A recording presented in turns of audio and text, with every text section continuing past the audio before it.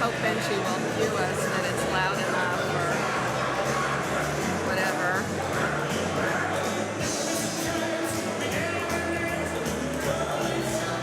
All right, so am I going first?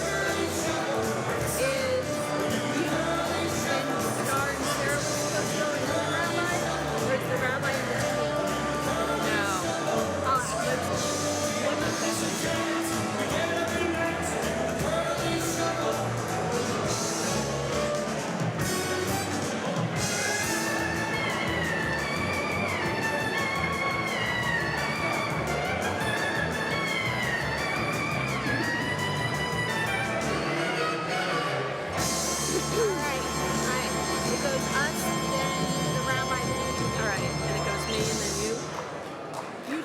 Say whatever you're going to say.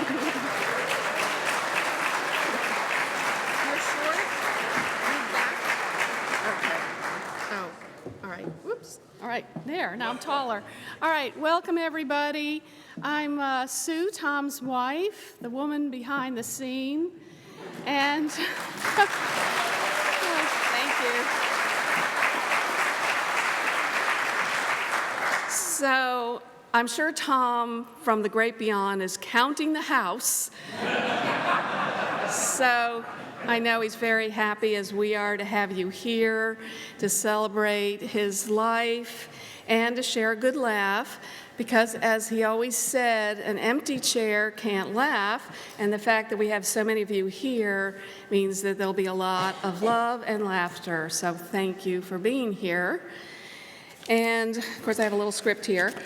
Some things you may or may not know, that Tom and we had a really good life together for 49 years, and we met, thank you.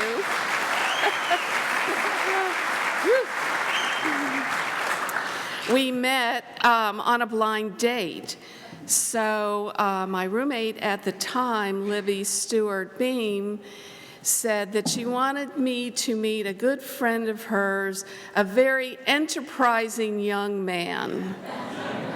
And I have always wanted those words in granite. And at the time, when we were going on our first blind date, she was dating Marty Kasdan, a childhood friend of Tom's. I know Marty's here somewhere. So anyway, we went on our first date, and I said, well, you know, I'm a teacher.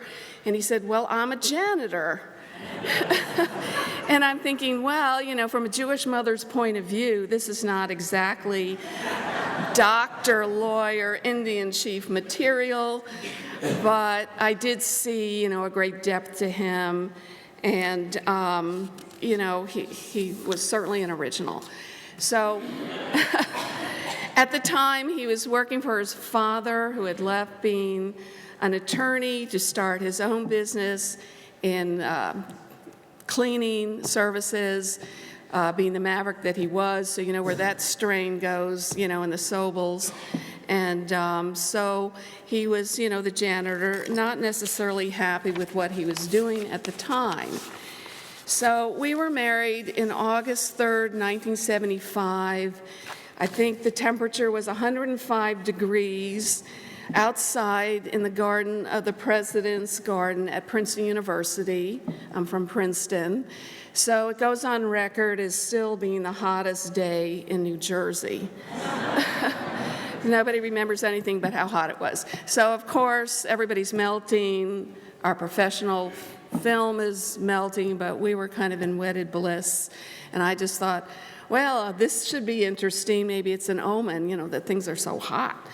So then, fast forward June 1977, Tom gets a call from his friend Sandy Nasson, who was from his Cincinnati days. Sandy was a very talented guitarist, and whenever we would be together, Sandy would say, you know, Tom, I just want to play the music, and I want you to knock on the doors. Because, as you know, Tom was a natural-born salesman. So finally, they had an opportunity. It was a golden opportunity to go to New York, Sandy and Tom, and that was 1977, the beginning of his entertainment career. As we know, he was a visionary and could recognize talent when he spotted it, usually in its embryonic stage. And I remember he'd come back from an act conference and be so excited because he saw this act, the Flying Karamazovs, a zany juggling thing, or he'd go to the state fair and come back and be just ecstatic because he discovered Riders in the Sky. And of course, he brought a lot of those acts to Louisville, different comedy clubs and other venues. Some projects that unfortunately didn't get off the ground, usually due to timing, was his desire to do fundraising with comedy and golf, reinventing vaudeville, because only Tom would know that vaudeville originated in Louisville.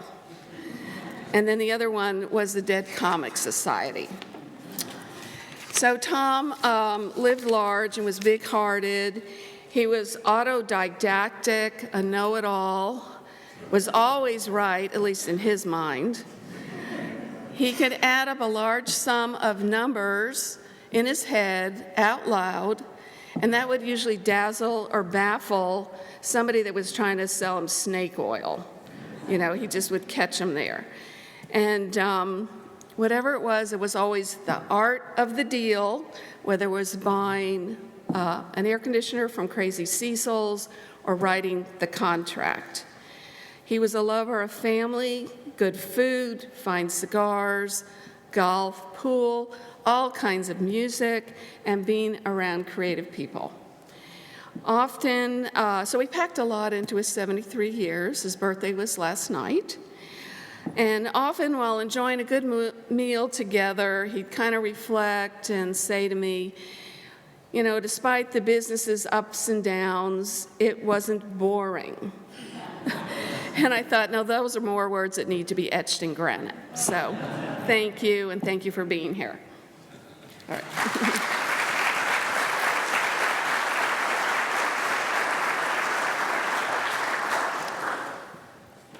I learned early on, if I didn't have anything else to add, not to add anything else to the time, so I'm going to allow the show to go on. But I want to say thank you so much for sharing your stories, your love, your laughter with us. And I hope that this brings back many fond memories for all of you.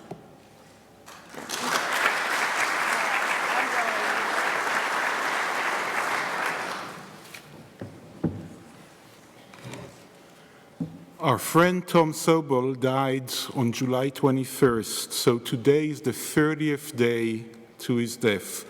And in our tradition, in the Jewish tradition, there are different stages for mourning a loved one once they died.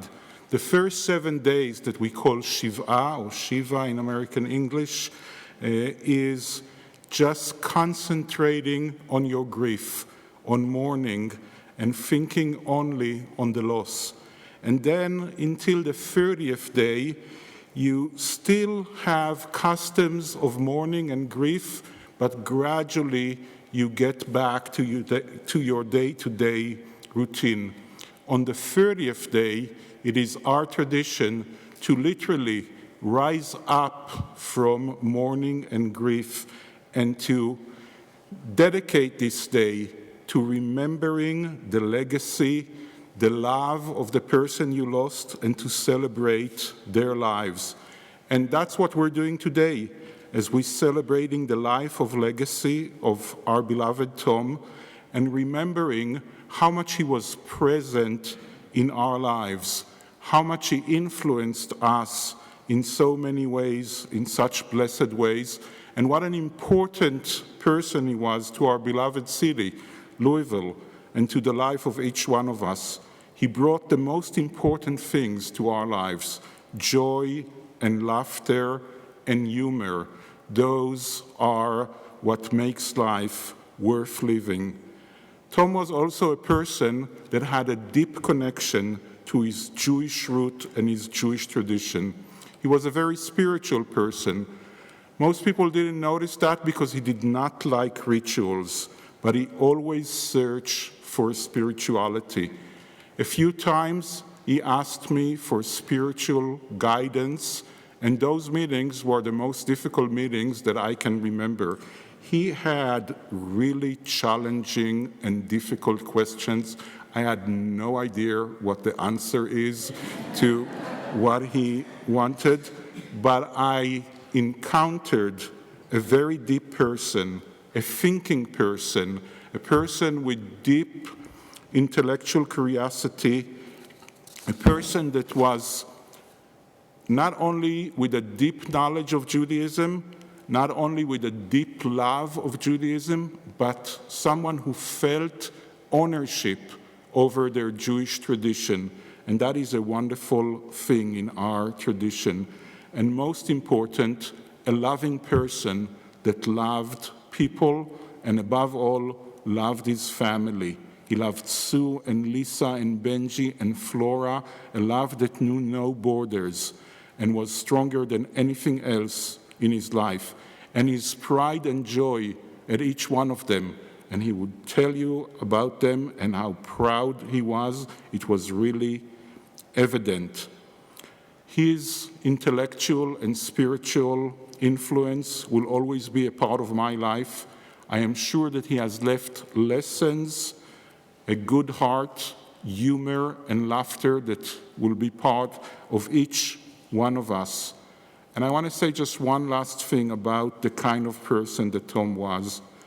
Even in the hospital, he made you feel good. Even in the hospital, he kept his sense of humor, his spirituality, and the deep questions that kept bothering him. It is such a loss to all of us. As I mentioned, he didn't like spirituality, but there was one blessing that he really liked, the blessing for shalom, for peace and wellness and wholeness. Grant us peace, your most precious gift, O eternal source of peace, and give us the will to proclaim its message to all the peoples of the earth. Bless our country as a safeguard of peace, its advocate among the nations. May contentment reign within our borders, health and happiness within our homes. Strengthen the bonds of friendship and fellowship among all the inhabitants of every land. Plant virtue in every soul, and may the love of your name allow every home and every heart.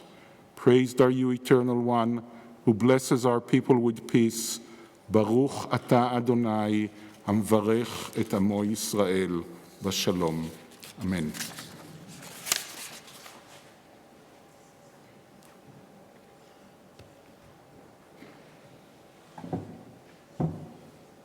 I was not blessed with Dad's height. I'm going to read an excerpt from Victoria Lincoln that my great-grandmother Helen had in a prayer book that my aunt shared with us for you all.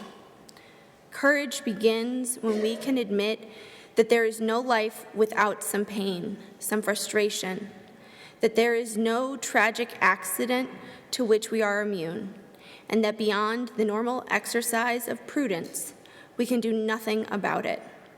But courage goes on to see that the triumph of life is not in pains avoided, but in joys lived completely in the moment of their happening. Courage lies in never taking so much as a good meal or a day of health and fair weather for granted. It lies in learning to be aware of our moments of happiness as sharply as our moments of pain. We need not be afraid to weep when we have cause to weep, so long as we can really rejoice at every cause for rejoicing.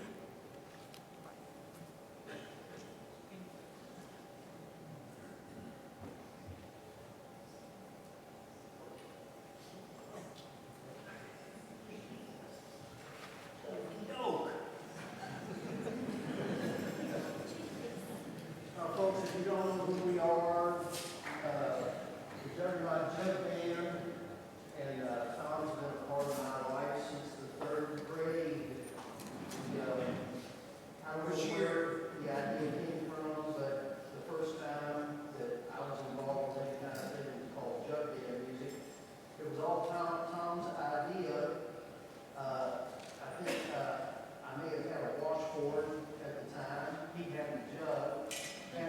don't remember the reference for it. I don't remember how Tom came up with this in the 3rd grade, but that was our first introduction to Juggernaut music. But it's been a good long ride, and I'm still enjoying it. I'm 73 and just happy to be here. I was just going to say that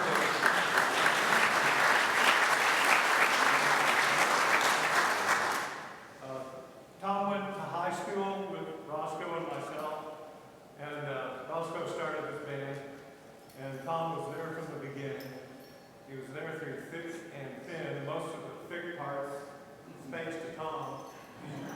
When it comes to being there through thin, I think the band still owes him bail money. We'll have to talk to Roscoe about that. My lips are sealed. Yeah. Okay. Come on in, Mark. We got a microphone right there now. Here we go.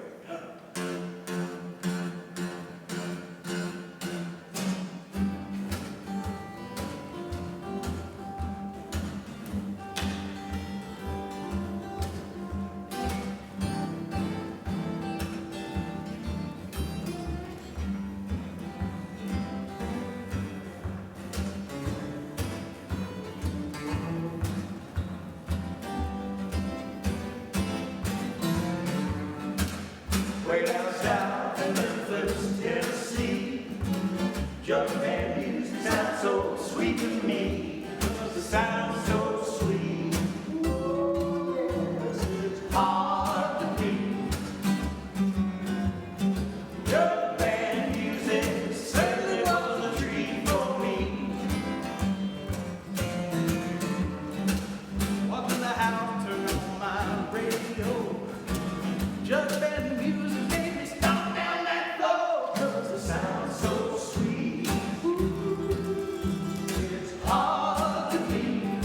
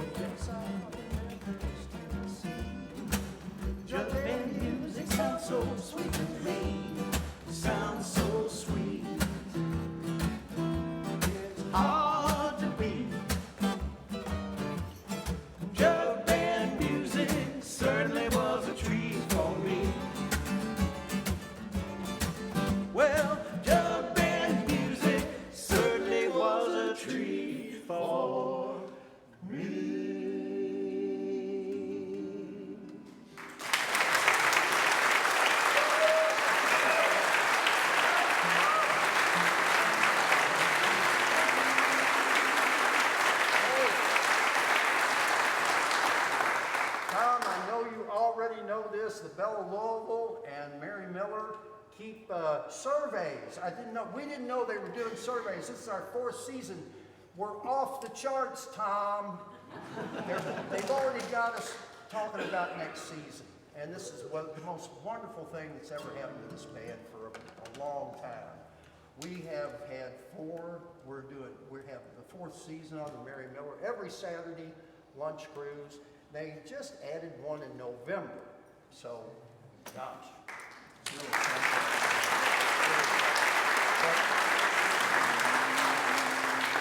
As a footnote, Tom, Roscoe's promised to ask for a raise. It's true. Mighty good eating for a working man, coming home from the fields with his tools in his hand. When you're way down south, Waiting for the chicken fried goose.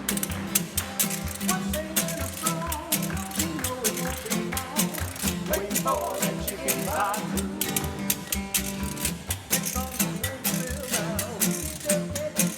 Waiting for that chicken fried goose.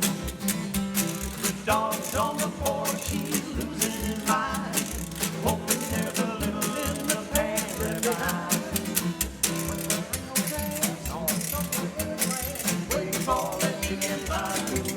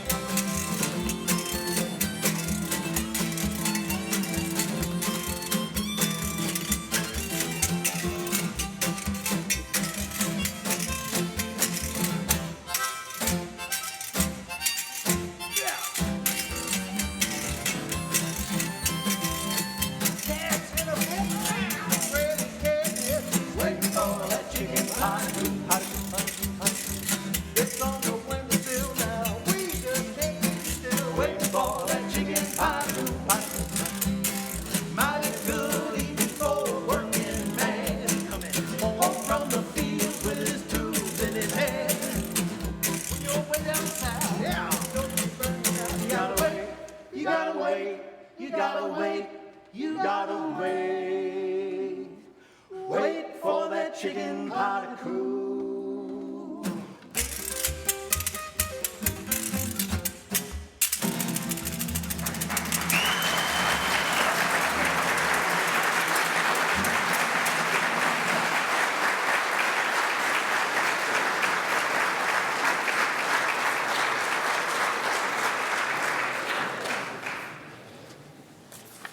How do you follow that? My name is Gary Schwartz, and my wife Tina and I live in Asheville, North Carolina. And I feel lucky to say that our close to 50-year love and friendship with Tommy began at the beginning of his career. We're going to hear all about his music and production and management and clubs, but there was a start to it. And I guess the word or words I can think of are passion, passion, passion, and tomatoes. I'll get to the tomatoes later. When Tom wanted to do something, you could either get on the bandwagon, and sometimes it was a bulldozer, or get out of the way. Whether it was any type of music, jazz, jug bands, comedy.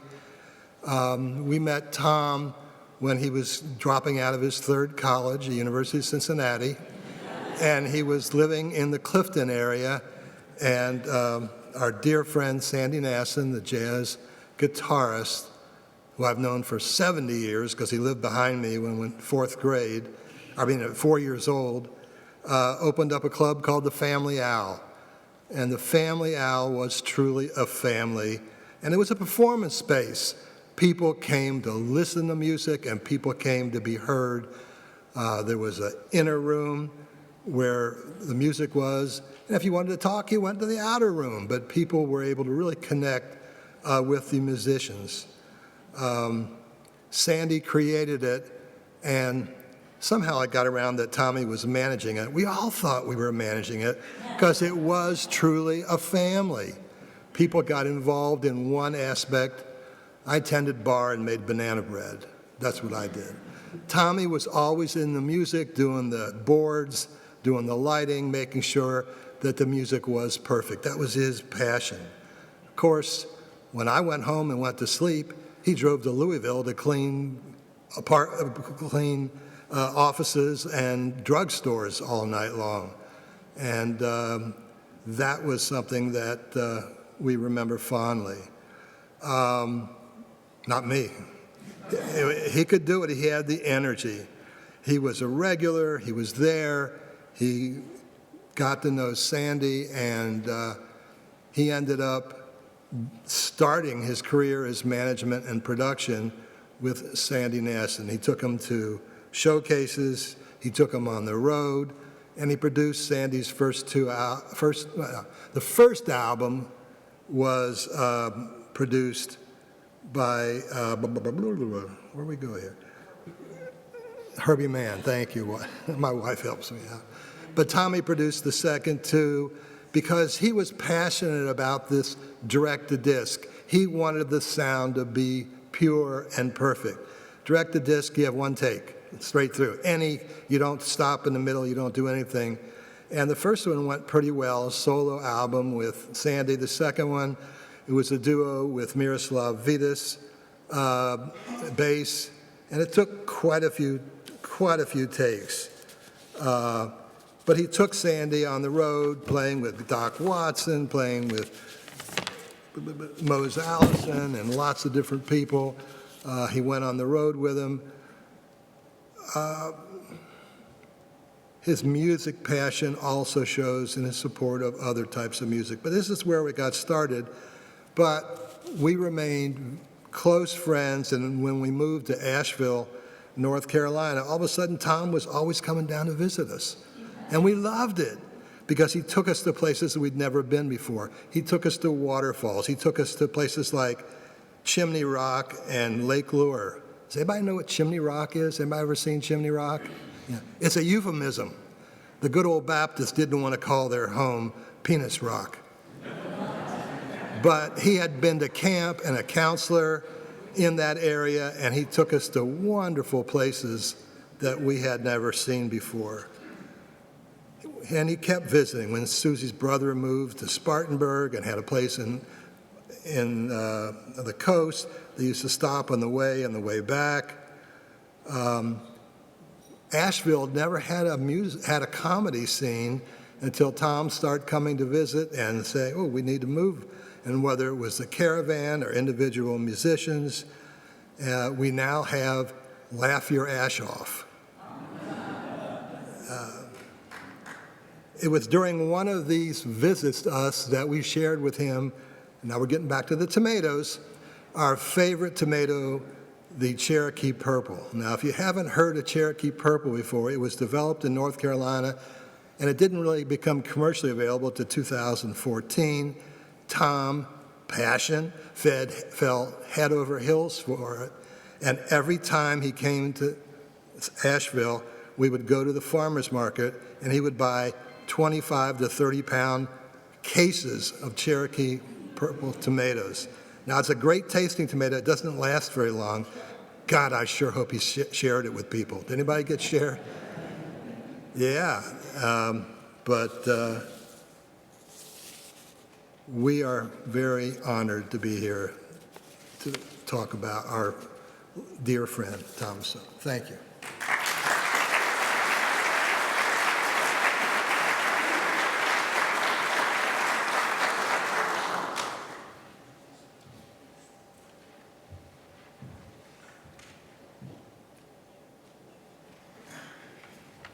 Hello, everybody.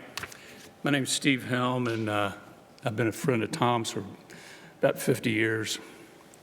Back in the 1970s, we got together, and I can't remember exactly how it all came about, but I just know we both had a passion for music, and that's my brother Stu over there in the jug band.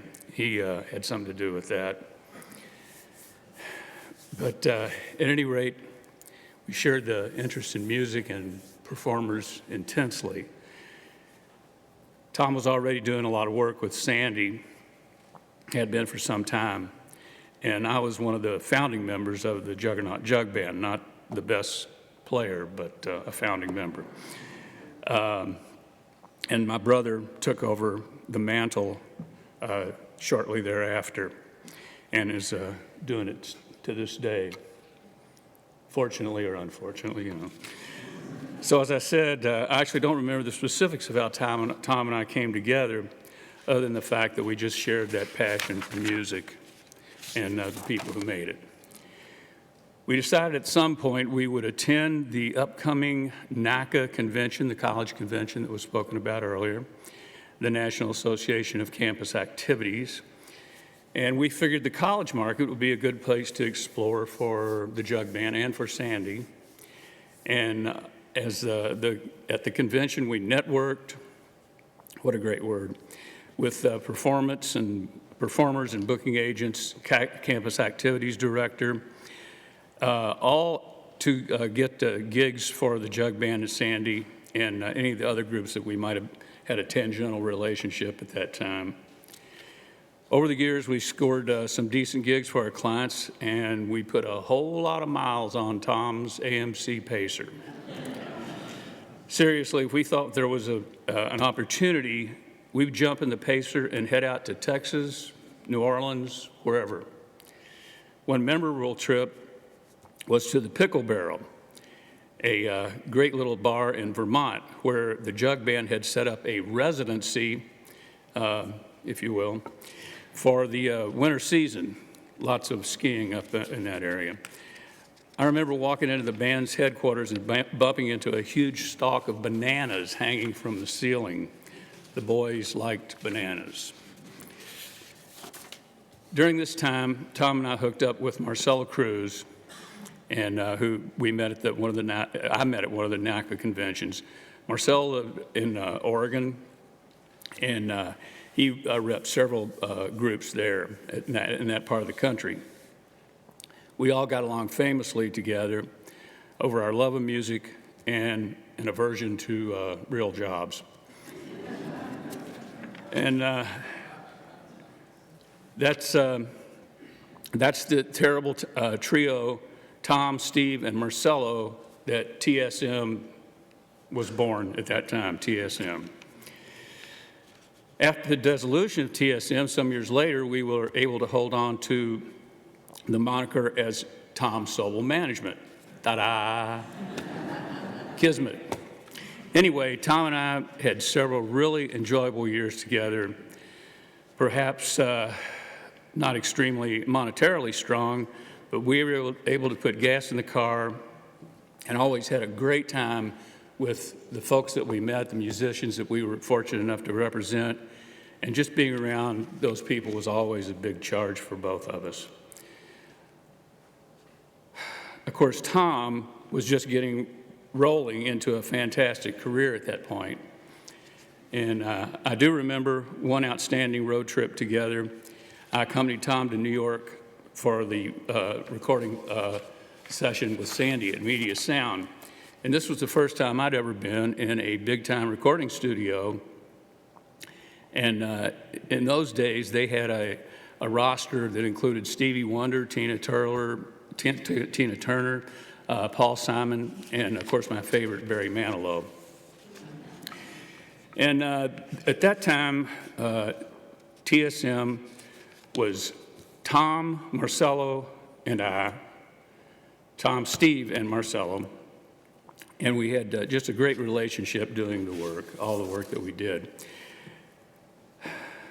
But after several career changes, including a stint as an event coordinator at the Kentucky Fair and Expo Center after I split off from TSM, kind of ran its course for me.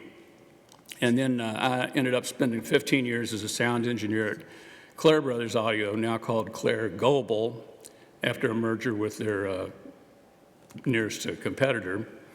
And I finished up my last 5 years as crew chief on Bob Dylan's tour. So it was this big circle for me, and Tom was a huge part of it. Thank you very much.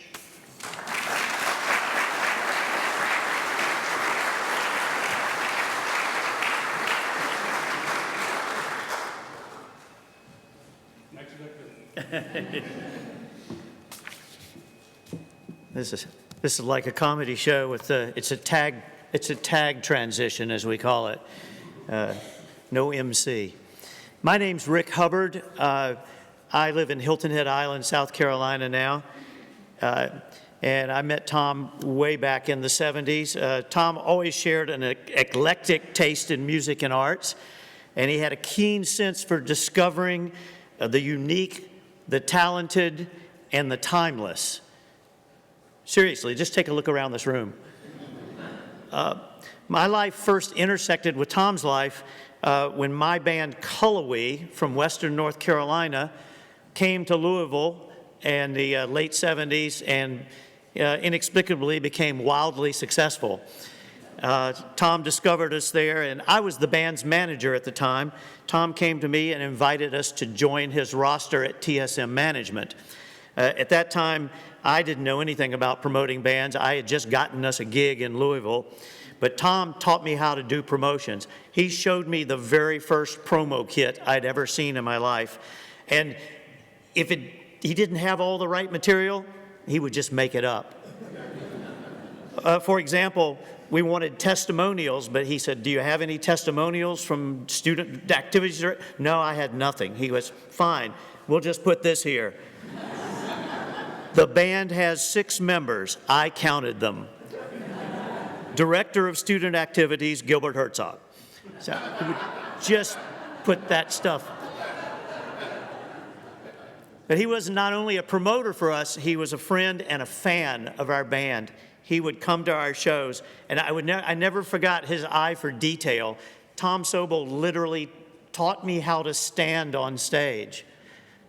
I didn't know that you needed a lesson in that. But he pulled me aside one break and said, "When you're playing guitar, you should have one left foot forward. It shows an air of confidence."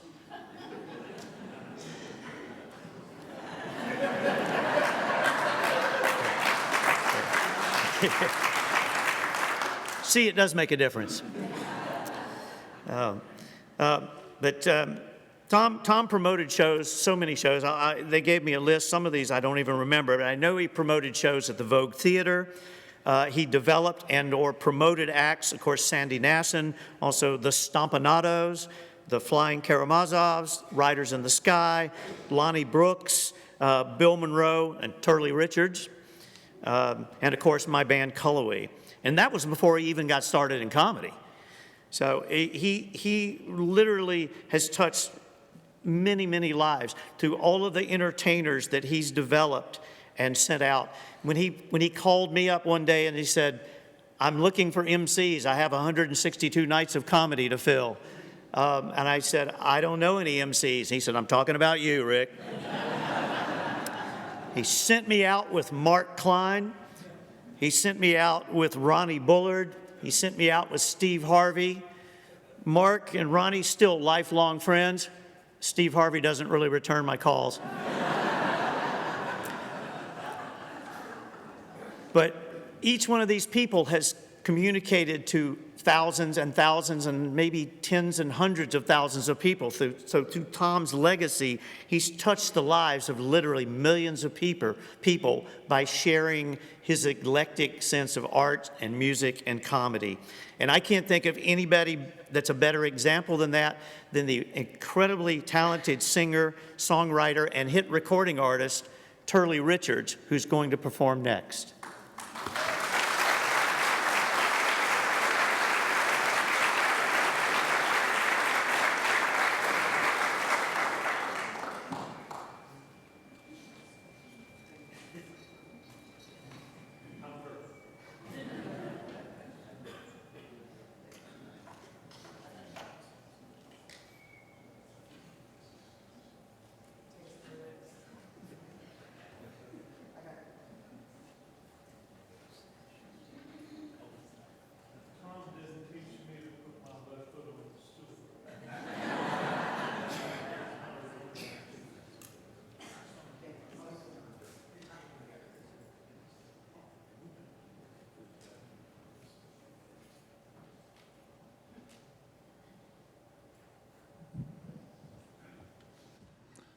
All right, we'll find out if it works. Can you hear it? What's the old line? Can you hear me now? That's my Paul Lynn. Anyway. I was trying to figure out what I might say, and then I remembered you're now 82 years old, Turley, and you've ad-libbed all your damn life, so nothing's going to change. So Tom and I go back to probably about 1978 or 9 at ballpark. Our love of jazz was, obvious. And then he booked a band I had called The Numbers. And I must tell you, of all of the agents I've worked with in my life, Marty Klein with William Morris in New York when I was there, and Tom are the most honest agents I'd ever worked with. And if you knew the business, you know that's quite a thing. Because trust me. No, that's New York. That's New York. But my favorite story with being Tom, I can't remember the club. Some of the comedians here would remember. It's up in Bloomington. And we were coming back down 65 at about 2 in the morning. And he said, I want to try something I've always wanted to try. And I said, what's that? He pulled the car over. He said, get over behind the wheel. He said, it's 2 in the morning. There's no traffic out here. So he got behind me, and then he went, little to the right, little to the left. And I said, I hope the hell you know your left and right's okay. But we were, I made it to, 2 exits. I can't believe what if we'd have got pulled over. Are you his eyewitness? No, I'm the eyewitness. But he's been a blessing to me all through. We had so many years of long, long telephone conversations, which my wife Laura and Tom's wife Sue will attribute that we talked a long damn time, usually about sound and stuff like that. But and I also missing very much Tom. About once every 5 or 6 weeks, the 3 Musketeers. That was Tom, Bob Teal, and myself. Would go to First Watch to have breakfast. And I'm going to miss that. So this is for you, Tom. I went down to St. James Infirmary. Saw my baby lying there. She was stretched out on a long white table, so cold, so sweet, so bad.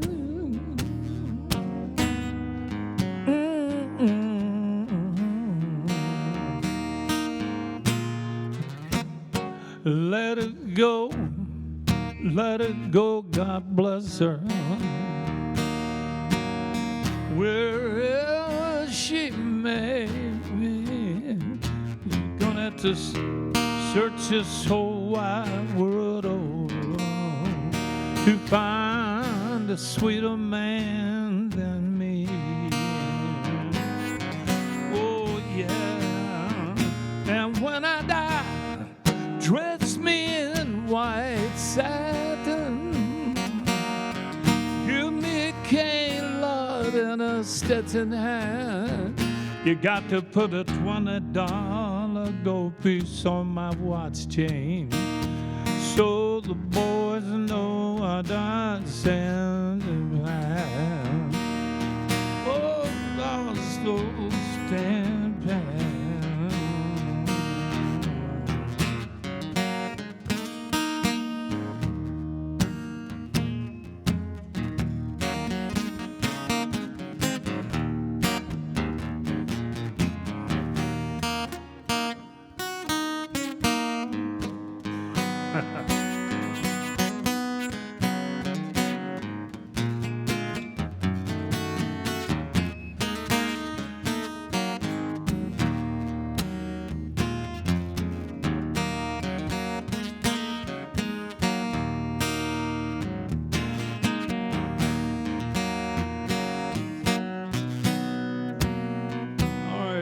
what you'd like, Tom.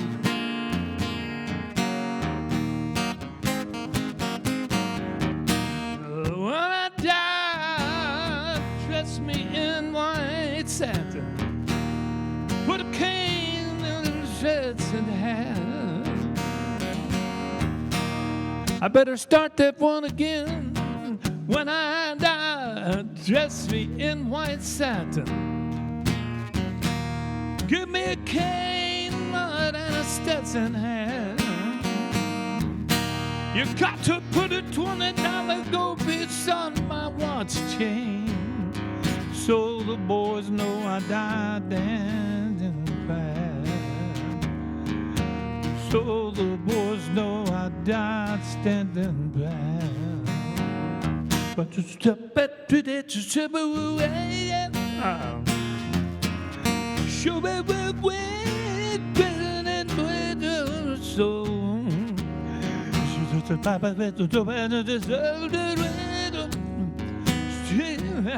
But to say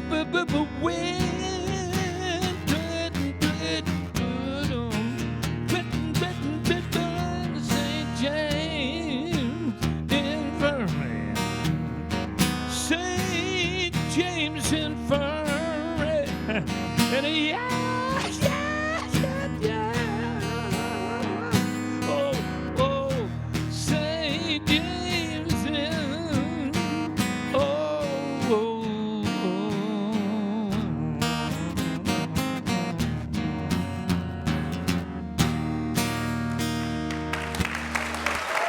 Thank you so much. See you on the other side, Tom.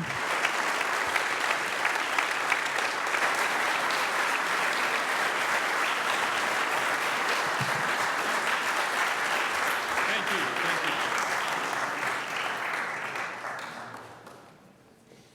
you. No one else has as much attention.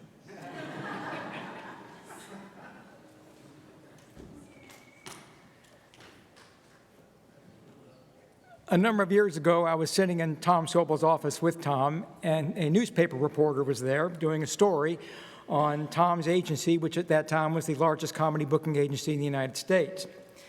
And the reporter's interviewing Tom about this. How'd you build the agency? You've made this comedy empire in the middle of the American Midwest. And how did you do that? And Tom told the reporter, he said, the story should actually be about the comedians, because that's who tells the jokes. My name really shouldn't appear in the story. That's Sobel.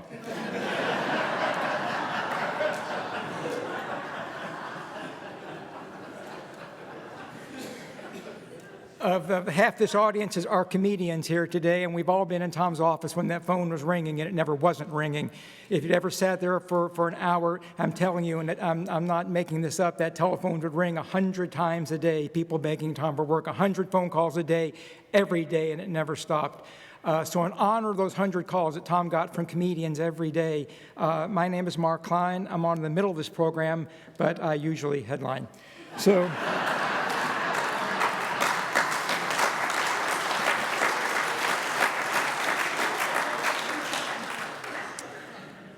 If I could sum up Tom's comedy essence, it would be vision. Tom had vision. I will not forget. Tom brought comedy to Louisville at a time when the only places that had comedy in the country were New York, Los Angeles, and Chicago. That was it. No one else had any other place to perform. If you wanted to be a comedian, you were in one of those three cities or working strip joints somewhere in the middle of America, and it wasn't really comedy as we've known it, come to know stand-up comedy today. Tom wanted to change that, and he did change that. He had tremendous vision. I'll not forget, he brought me to a little restaurant on Bardstown Road, a place called Saks Food Avenue, 45 seats. And he walks me in there and he goes, Mark, what do you think? I said, Tom, what are you, nuts? Seats 45 people. They got no parking. They're on Bardstown Road. No one's going to come here. Nobody can park here. And they're going to be eating food during the comedy. And Tom said, this place is perfect.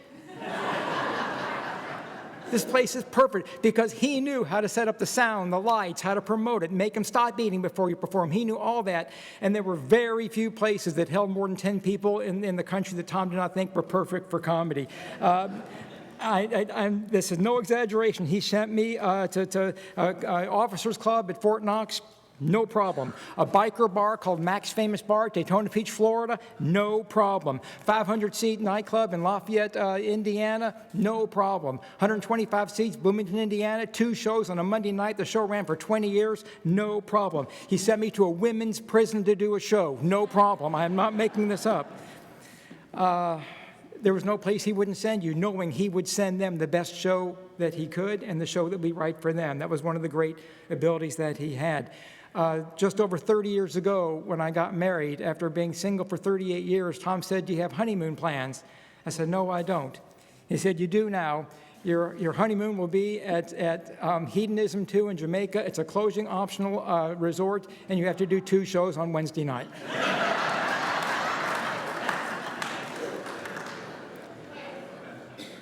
And because Tom was Tom, it was no problem. It was unbelievable. I'm looking over this audience here tonight. I say audience because that's what we are. We were Tom's audience. Whether he was booking you or entertaining you, he held that to be sacred, his duty to his audience. And I was trying to add up the people that I know because I knew Tom. And you couldn't. You'd stop at 100 or 1,000. There's no limit to the number of people I know in the comedy business and some not in the comedy business that I never would have met had it not been for the fact that Tom put me with them, either on tour or in the club. When Tom decided to bring comedy to Louisville full-time, this was pioneer country. This is unheard of. Nobody thought a city our size could support a full-time comedy operation. They just didn't think it was possible. Tom knew it was possible and knew it was probable. And the first full-time club that opened here was called Shirley's, and Tom brought in acts. People like Jay Leno, how big do you have to get? He brought these people to Louisville. And Tom also had the vision to see that comedy was going to sweep the country, which it did between 1980 and by 1987. The comedy club explosion just absolutely boomed, and they needed comics. And Tom was not only a promoter and an agent, he was a farmer. He grew his own comedy crop. He nurtured careers from step one. You go on stage, he said, "Mark, the hardest time to go on stage as a comic is not the first time. It's the second time, because now you know how bad you are." And you go on a third time, and now you're a comedian. And he developed 100 people like that he would send out. Again, for Tom, it was no problem. You have a room in Louisville, Kentucky, holds 65 people, and they want to do a comedy show. Not an agent in the world, take that booking. Tom goes, "Well, I'll send Mark and Bob there on the first week. I'll send Marty Polio and Bill Saker the second week. Third week, I'll bring in 2 Cincinnati guys, Bert Chalice and, what the heck, we'll bring in John Regi, and they can stop off at Izzy Cadets and bring the pastrami sandwich on the way." That was Tom. That's how Tom booked shows. He developed 2 comedy communities. He developed a road community and a home community. I refer to it in my mind, you do your homework in your home club. That's where you learn to be funny and develop your act. Then you do your road work on the road where you make a living.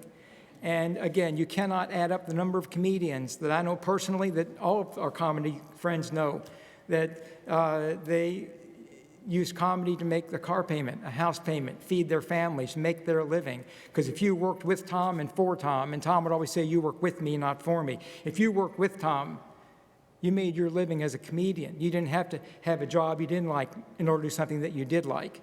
Because of Tom and what he built and who he was, you made your living doing something you loved, not suffering through something you didn't like so you could get on stage maybe as a comic and try to learn to make a living later. It's a gift that cannot be overstated. We have a smaller city here. We're not a big community in terms of population. In terms of comedian population, the comedy community here is fabulously successful, and there's an awful lot of us, far more than there should have been from a city our size. There's only one reason for that, of course, and that reason is Tom Sobel and the love that he put into this. He would not hesitate.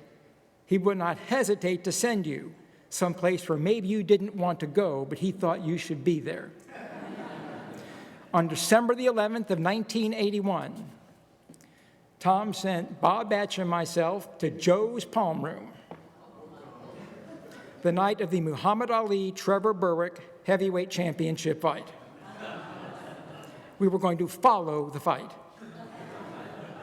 This is a fight, of course, everybody said Muhammad Ali to win, and Bob and I, of course, the crowd being in a great mood for comedy, who wouldn't be after watching a heavyweight championship fight, he sends Bob and I there to do a show after the fight is over. After the fight was over, the 200 people at the club, of course, having watched their hometown hero go down to defeat to Trevor Berbick, were not in the best of moods. My dear friend Bob Batch goes up and does his Muhammad Ali impression. And these people are screaming with laughter. And I never would have booked myself there. I wouldn't have gone in that place at gunpoint. I probably came out at gunpoint, wouldn't have walked in at gunpoint. But Tom sent us there because he thought, he knew, he felt that would be the right thing to do no matter what happened. As it turns out, as in most instances, he was right. Sue asked me to keep this to 5 minutes, which of course I will. It's ironic, amazing to me that we're going to have a 60 to 70 minute program to say goodbye to Tom, which is even less time than it would take in real life to ever say goodbye to Tom. So.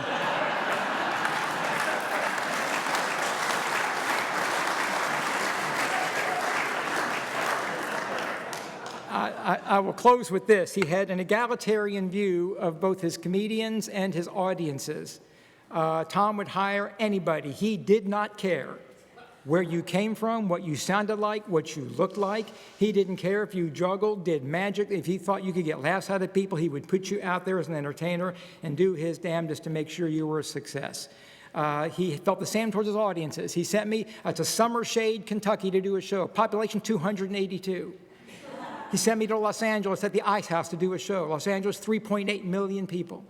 And before each of those gigs, you got the exact same thing from Tom. You got the terms, you got directions, and a place to eat on your way and on your way home.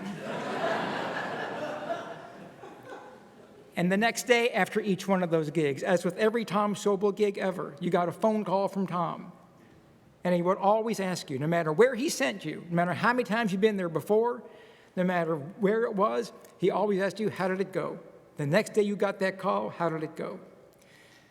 Tom, I can tell you, after 50 years of entertaining people and bringing music and comedy to millions of people across the country and in some cases around the world, your 50-year career of bringing laughter to the world, it went well.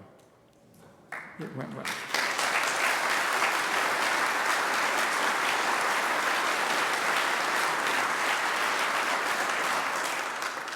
As do all entertainers, when they're asked that question, how did it go? You always said, Tom, it went well, and they want me back. I wish I could have him back. Thank you all for being here with us.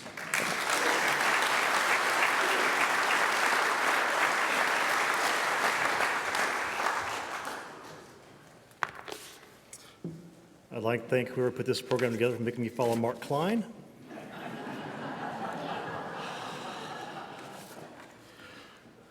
My name is Brett Sohl. I worked with and for Tom since the early 1980s. The best way I can describe it, I was there. I was the guy in the booth. I'm usually not up here. I'm usually the guy backstage.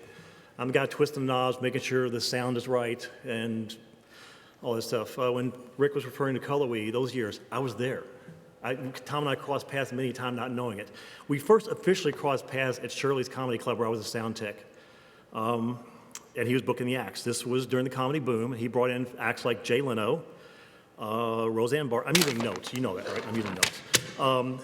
Roseanne Barr, Sinbad, Paul Reiser, Paula Poundstone, Louis Anderson, and even the great Soupy Sales. Tom booked Soupy Sales. And if you guys see me tonight at the club, ask me. I've got a great story about that I can't tell here. Okay, but I do have a Sinbad story. This is my job at the club. It's usually I'm the voice in the back of the house. Matter of fact, when Curly Show played earlier, I felt like I should start introducing the show. That was just me. If you ever went to the Caravan during Tom's reign over there, I was the guy in the back of the house. Welcome to Comedy Caravan, Louisville's award-winning all-comedy nightclub. Yeah, I've still got it. But I got to introduce Sinbad at Shirley's Comedy Club. He was the opening act at this time. Okay, that's how early in the career was. Sinbad was opening. He was there one night. It was the night the University of Kentucky was playing University of Louisville in Lexington. My introduction that night, the greatest of my career, I ad-libbed this. Ladies and gentlemen, please welcome the only tall black man not in Rupp Arena, Sinbad. Yeah, I did that. Yeah, I worked with him at Shirley's. Shirley's eventually closed, and a few years later, Tom opened the Funny Farm, which became the Comedy Caravan eventually. Tom, it's weird. I wasn't working for Tom at the time, but Tom actually hired me. I kept in touch with him. He hired me to make balloon animals, because it's one of my little side jigs. I do magic and balloons and silly stuff like that, just anything to make a buck. He hired me to do balloon animals to entertain the crowd, the line, because he had lines going out the door. You want to keep them entertained. The show was, when you came to the club, the show started immediately. I was part of that show. One night, his sound guy did not show up. He said, "Can you cover for me?" I went, "Sure." And did that night and probably every night for the next 14 years. Okay, I was the guy at the Caravan. I was the guy in the back of the house. I was the voice of the Caravan. We ran the Comedy Caravan, as we put it, as a theater that sold beer or theater that sold drinks, not as a bar that did comedy. And that's a distinction, because if most comedy clubs at the time were, "Oh, I got a bar, let's put comedians up one night and sell some more drinks." This was a theater, and that's how we treated it. And I think hopefully the comedians realized that it was there for their art. It was there for them to do the best they could do. We gave them the best possible scenario to perform. And like Mark said, it was a farm. We did showcase nights. We did open mic nights. We had comedians coming in from all over the world to showcase for Tom. I recently found a Mitch Hedberg tape, if you remember that name. He showcased for us. This is way before his time. I have Steve Harvey came through. I have all these tapes, which, by the way, the Dead Comic Society, which was spoke of earlier, may still happen. Because I don't know if you guys knew this, we recorded every show every night at the Caravan. Over 2,500 VHS tapes. For you young people, VHS was just, okay. I have those tapes, and I've been digitizing them for the last several years. I'm probably a couple thousand tapes in, still have a few more to go. And hopefully, at some point, we'll get those online for you guys to be able to view the old acts. It's going to take some while to do. We got some legal hoops to go through, but we'll get there. Like I said, we did treat the Caravan as a theater. It's also a listening room designed for music. And that was very important to Tom. He brought acts in, and I'll mention a few here, from the Jug Band, which I worked with those guys many, many, many times, to the Four Freshmen, to the Count Basie Orchestra. Okay, the full Count Basie, if you ever been to the Comedy Caravan, that small room, he put a full-size Count Basie orchestra in there. And it was incredible, because it was a listening room. People were there to listen to the show, and they did. It was fantastic. Like I say, Tom always tried to produce the best show possible, no matter where it was. And I think he accomplished that. And now, time for a bit of confession on my part, okay? If you were at the Caravan, the tech booth was in the back of the room, and there was a piece of glass in front of it that kind of separated you from the showroom. I was behind that glass. Many a time, Tom would stand up there on the deck in front of that glass and give me intricate hand signs to adjust the sound. Turn the sound high end, turn it up, and I'm back there supposedly making adjustments on the soundboard. Tom, I rarely, if ever, touch the knobs.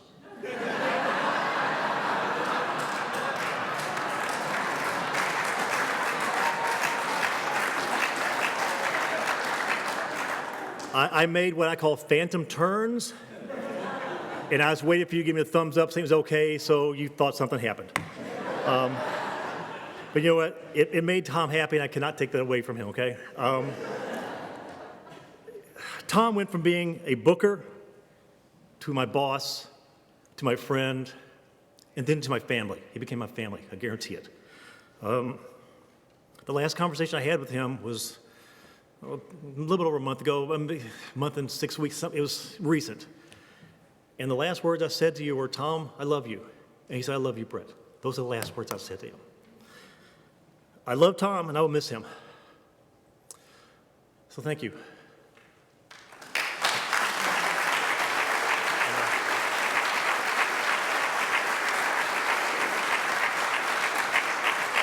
And something I did learn from Tom is you never leave a stage empty. So I'm going to do this, I'm going to do my job and bring our next speaker to the stage. You may have seen this young lady on television. Please welcome Miss Dawne G.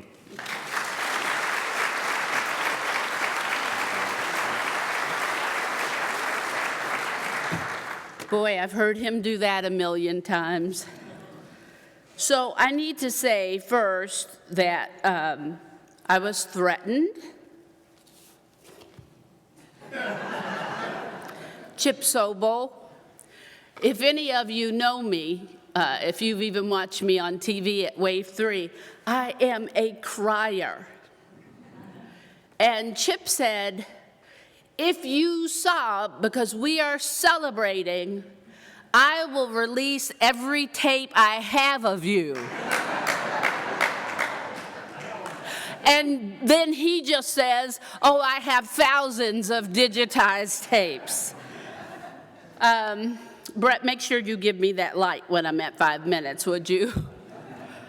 Just to be here and get here to the temple and see so many cars and so many people, and then to walk in and see so many faces that I know and that I love. I'm not crying. It moves you. And just to paraphrase Psalms, thank you. I'm not crying. I'm not crying. Thank you. In Psalms, and this is a paraphrase, it says, God is from everlasting to everlasting. He has no beginning and no end.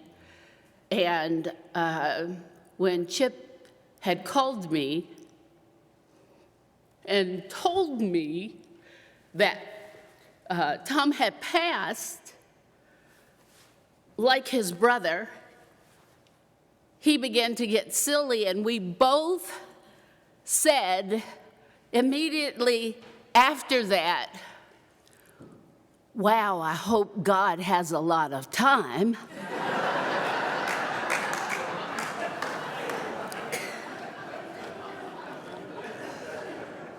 Because that show is probably going to be great tonight. And Tom probably already has God's ear. And we just start talking about all the other comics that had passed that we loved and we knew, and that they knew Tom was there. And then we started talking about who was fighting for more time on stage.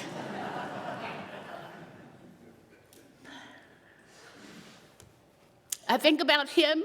When I started with Tom, I was in my mid-20s. I was recently divorced with 2 beautiful children.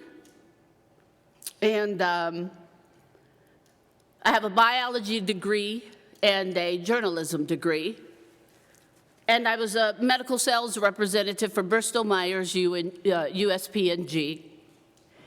6-figure job.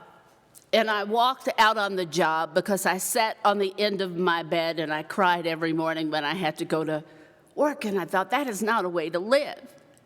And so when I told my mother, hey, Ma, I walked out on the job and I got a part-time job in radio and I'm going to try to make this thing work. And she looked at me and goes, well, I hope that mic tastes delicious.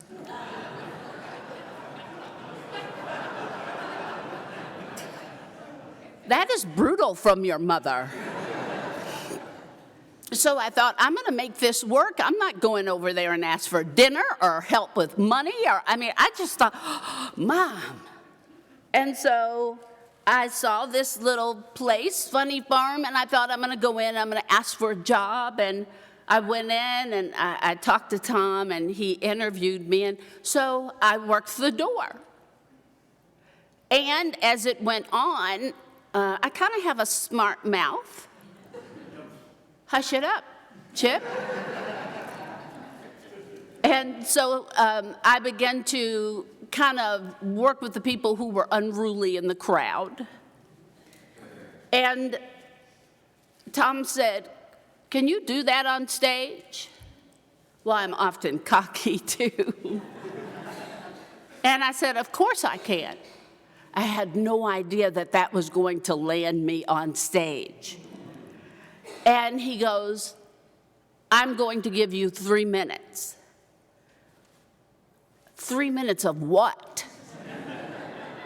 And he meant 3 minutes. So I had seen like Mark Klein up there and Bob Batch, everybody up there. And I thought, oh my Lord, your mouth has got you in trouble now. I was literally so afraid But I did it, and I loved it, and I found out how fabulous this comedy community was, and I learned. I don't know that I was any good, but I got work, and it was fun, and they are still my family. And like Mark said, Tom booked us like crazy. He took care of us. And I just thought of something recently. As a woman in her mid-20s, he gave me great jobs. I was with Steve Harvey once. Steve Harvey, my goodness, he's a crazy workhorse. And when we were done, he said, come to my room. I want you to look at the tape. And he just kept playing it over and over. Why did you tell the joke that way? I don't know, because I told the joke that way. Can I go get something to eat? This just happened over and over again. When I told Tom about it, Tom goes,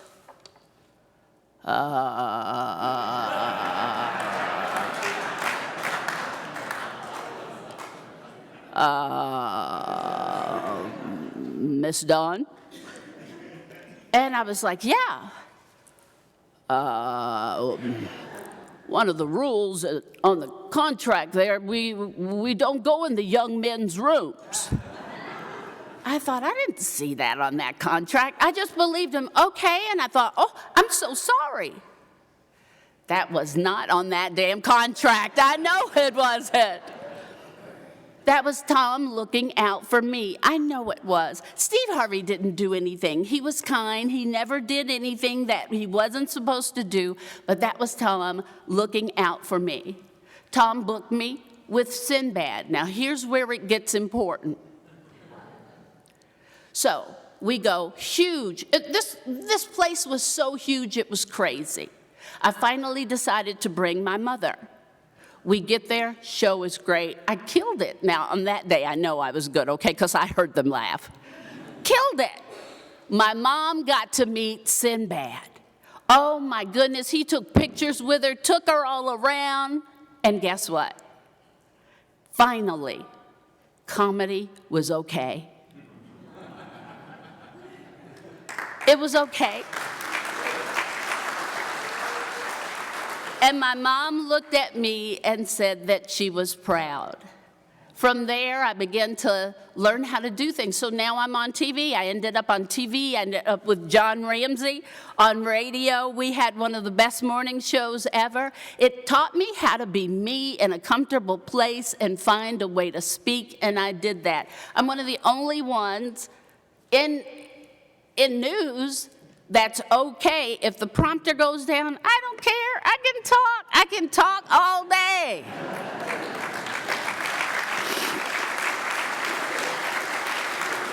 You can ask John. We do just fine if that prompter is not there. We are just fine.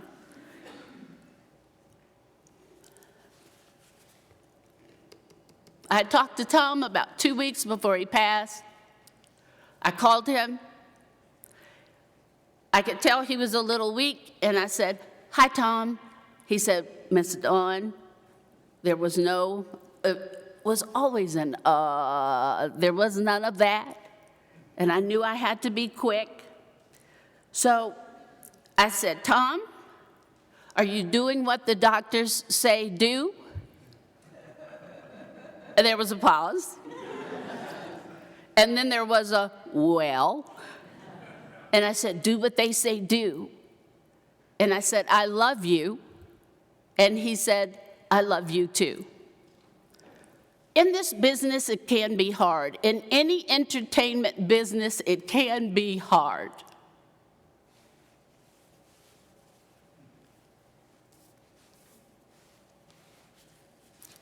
People in this world take advantage of you. I don't know why we do that. But with Tom, he sent me into a place, this is no joke, Mark said, you heard him, he sent us into places that were like, what the hell?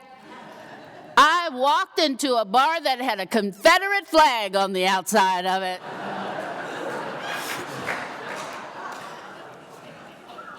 I called my mama, gave her the address, and said, look, if I don't come home. It was one of the best shows I'd ever had. It was fabulous. If he said it, I trusted it. If he said do it, then I knew it would be well. For that, I was grateful, and I'm not sure that I found it anywhere else. It is not the situation that makes the man. It is the man that makes the situation. And I am grateful for that because he made them all well and fabulous, and for that I am grateful. And I am so thankful that I was able to tell him that I love him, but he knows for all of us that were in his presence that we loved him, we appreciated him, and my goodness, was it a good time.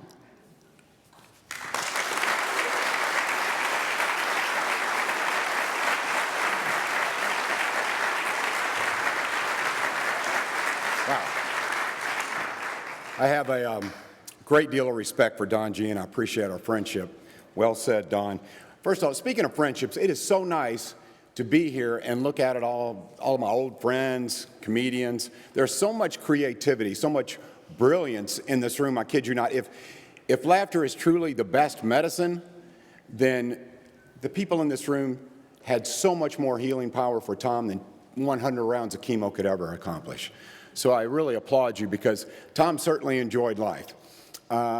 Before I get started here with my brief stories, I do want to say this, really heartfelt prayers and condolences to the Sobel family, Chip, Lisa, Sue. You lost a good one, and you know that. Lots of tributes have been coming out. I've been reading them on Facebook. I've seen him here today, and certainly he was deserved of that. If you're wondering, why am I here? I really wanted to offer a little bit of perspective on Tom's career, especially when it comes to Louisville specifically. Obviously, he had an impact all over the country, but here in Louisville, because I've been in radio and television, and I began as the house MC at Shirley's Comedy Club. I was 20 years old at the time. I mean, we're going back. This is before Jay Leno and Brett Sohl went gray. That's how far back we're going here. But when we talk about talent, and Don G mentioned some, and Mark Klein mentioned, I mean, I remember Louis Anderson coming into the room, and people like Steve Sweeney, and who else did we? I mean, it went on and on. You mentioned Jay Leno, O'Brien and Valdez, Pinkard and Bowden, all of these great comics coming in, Mike King, and it was incredible. But the local talent here in Louisville could go up against anyone. I mean, I remember when Bob and Mark were a knock together, and Harry the Mad Hungarian Madzigan, if you remember that was some good stuff. I remember Bill Sacre, of course, Amos Chang, Marty Polio. My gosh, Marty Polio, he was a mime, he was a comic, he was a magician, and now he's putting kids on buses and making them disappear. It's unbelievable. I congratulate you, Marty. I knew you still had that magic in you. Everybody's looking for those kids.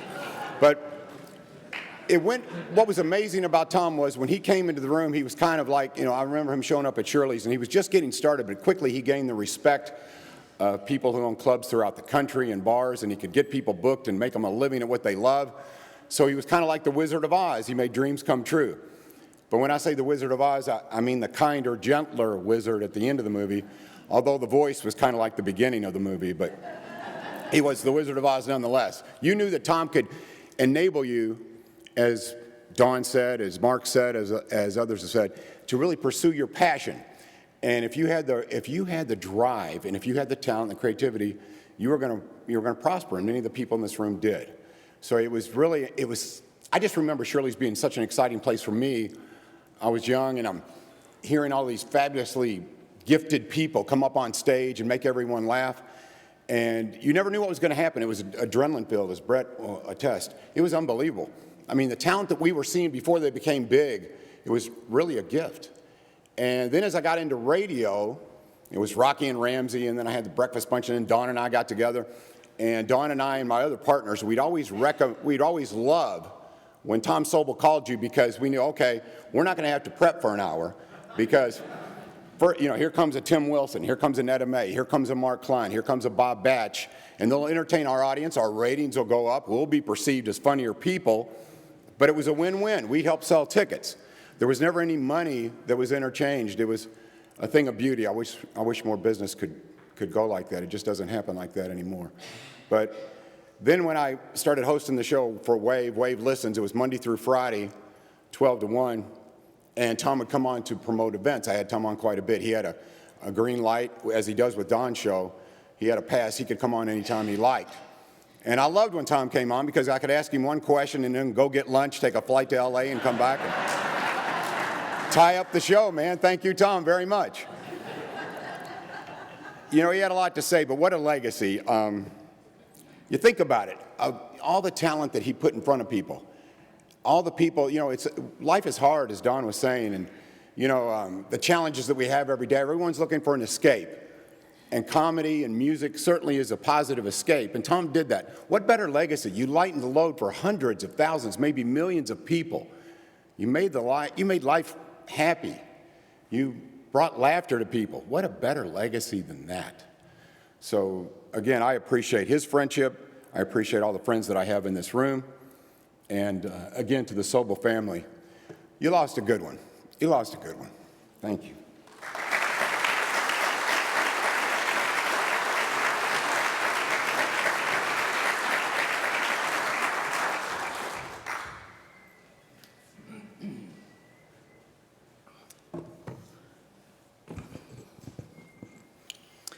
Buenas tardes, bienvenidos y que Dios los bendiga. Good afternoon, everybody. Good afternoon. Tom Sobel created a mammoth comedy presence through his marketing savvy, booking sensibility, charm, and work ethic. He truly cared about the comics, the comedy fans, and the show.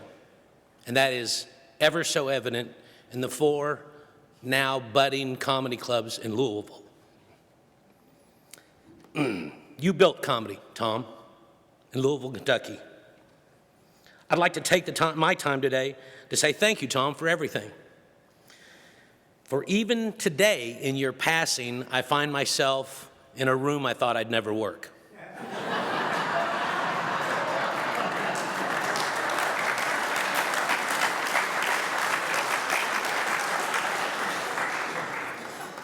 And in all honesty, due to my history and inability to keep my time and vocabulary restraints at bay, I can't imagine anyone, if you looked at this set list, that you would be more concerned about. I hope I make you proud. I thank you, Tom Sobel, for the first time that you gave me an away gig from the Comedy Caravan at the Mid-City Mall in 1994 when you sent this young Mexican comic to Raywick, Kentucky, to a place called Bigots. And that is pronounced correctly. As I traveled up the holler, I literally saw road signs riddled with bullet holes. And as I arrived in the parking lot, I couldn't help but notice a 1979 Z28 with an open deer rifle in the front seat. Openly displayed deer rifle in the passenger seat. It was then I questioned whether my first road gig from Tom was intended as a warm welcome or a stern goodbye. Once in the room, as Dawne mentioned, there was no stage, merely a chair in the corner where I was to entertain the good folk of Raywick. And as I walked into the corner, I actually heard someone with an endearing voice said, "I think it's a wetback." It's a true story. So I put on my armor and I went to work. What transpired was an amazing evening of laughter. Some newfound friends, and actually the foundation of my now famed brother-in-law character, Rudy, who spells it R-O-O-T-Y. Thank you for that, Tom Sobel. Thank you, Tom Sobel, on behalf of all the comics you paired up with a lifelong partner and a few weekend ones.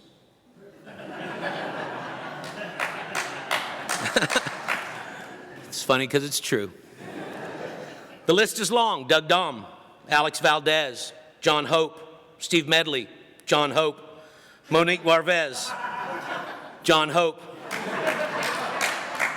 Tim Wilson, Patrick Spring, Dan DuPont, J. Scott Homan, no one was supposed to know about that hookup, Gail Jones and Jody White, Mike Nilsson, Mark Klein, and myself, Alex Reymundo. The list is long, and the truth be told, I met my Kentucky bride, Terry, of 28 years now, 7 months before I met Tom.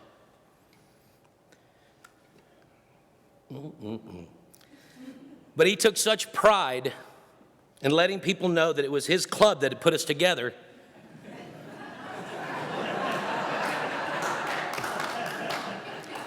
Terry and I thought, who are we to be messing up Tom's legend with the truth? So to somewhat quote a classic film, The Man Who Shot Liberty Vance, in comedy, when the truth no longer serves the legend, you print the legend. Thank you, Tom Sobel. Thank you, Tom Sobel, for teaching us all to listen. And boy, did you listen. We listened, forgive me. And listen you did, because there was certainly no way of ever getting a word in edgewise as he scrolled through a Rolodex in his mind while you listened to Tom. If I knew I had to speak to Tom later in the day, I literally would practice things I would not ask him, knowing that it would trigger another 11-minute rant about how the Juggernaut Jug Band was going to hire an aerialist and go on a world tour. I made that part up. But here is a true story. 1997, Alex Reymundo was headlining the comedy Caravan, and shortly after my last Saturday show, I'd called my wife Terry to say that I was on my way home when Tom caught me at the door. And as a caring father would do, he began to praise me about how much the people genuinely loved me. Then he gently lectured me about how if I could just hone my likability without my sophomoric profanity, like Juan Cabezas does. He used to tell me that all the time, that there was no limit to what I could be. And I'm not kidding you when I say literally 27 minutes went by, and I just had to interrupt him in mid-sentence, and I said, Tom, you are absolutely right, but I gotta be me, and I gotta get home. I got into my car, and I quickly sped out of the Comedy Caravan parking lot to make up some time, and about half a mile down the road, I came to a complete stop due to a horrific 3-car accident. And as I spoke to an eyewitness at this fatal scene, they informed me that it all had just gone down between 25 and 30 minutes ago. Thank you, Tom Sobel.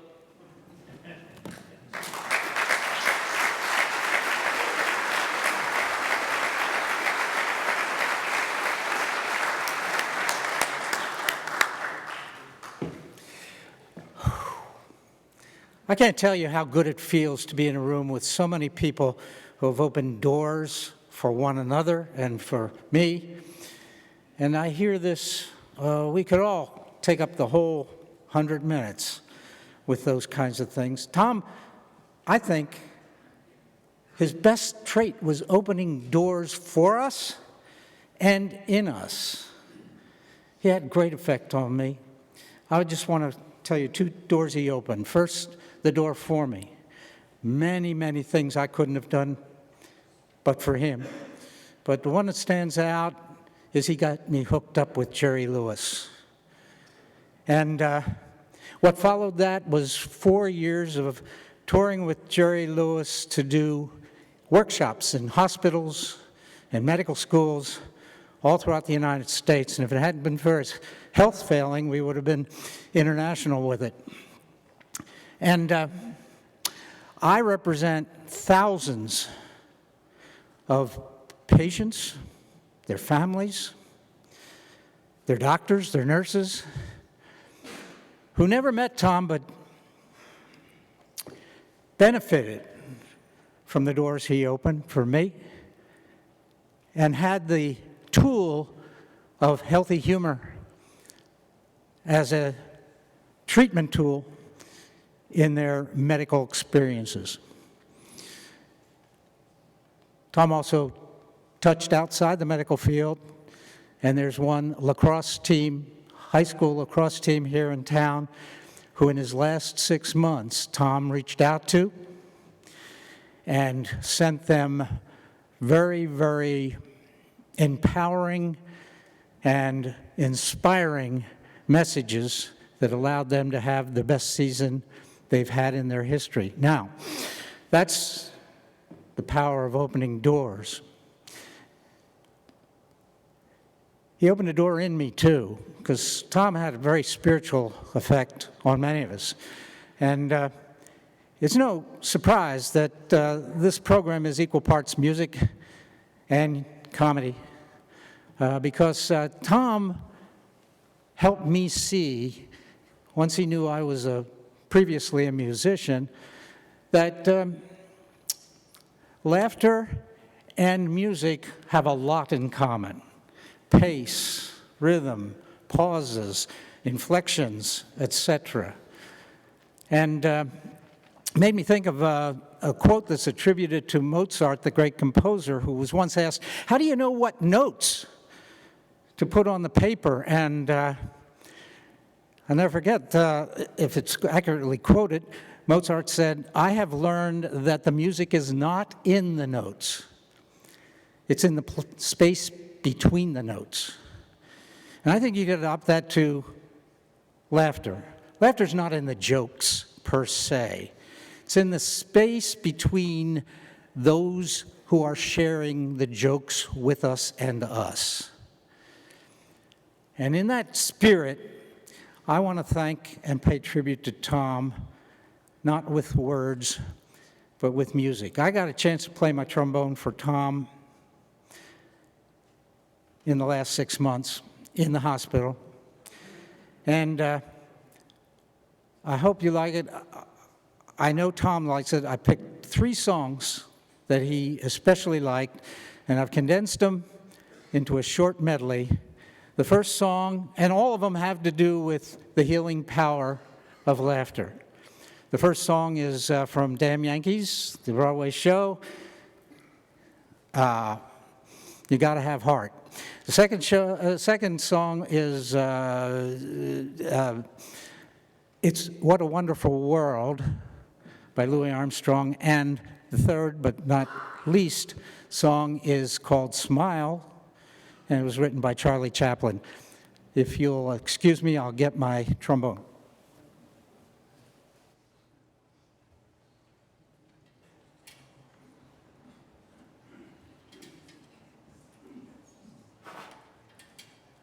Hope this works. Tom, it's for you and for us. I just hear him saying, make it quick.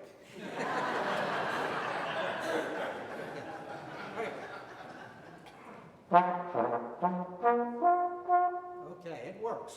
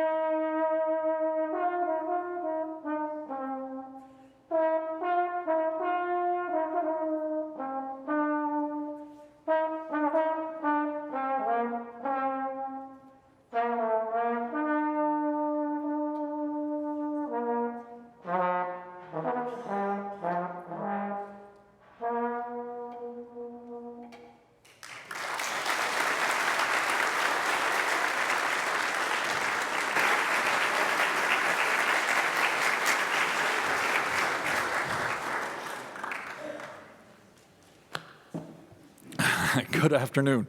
I've been asked to say a few words about non-traditional comedy performers, and so often these memorials, I feel like, end up being more about the speaker than the person being memorialized, and this will be no exception.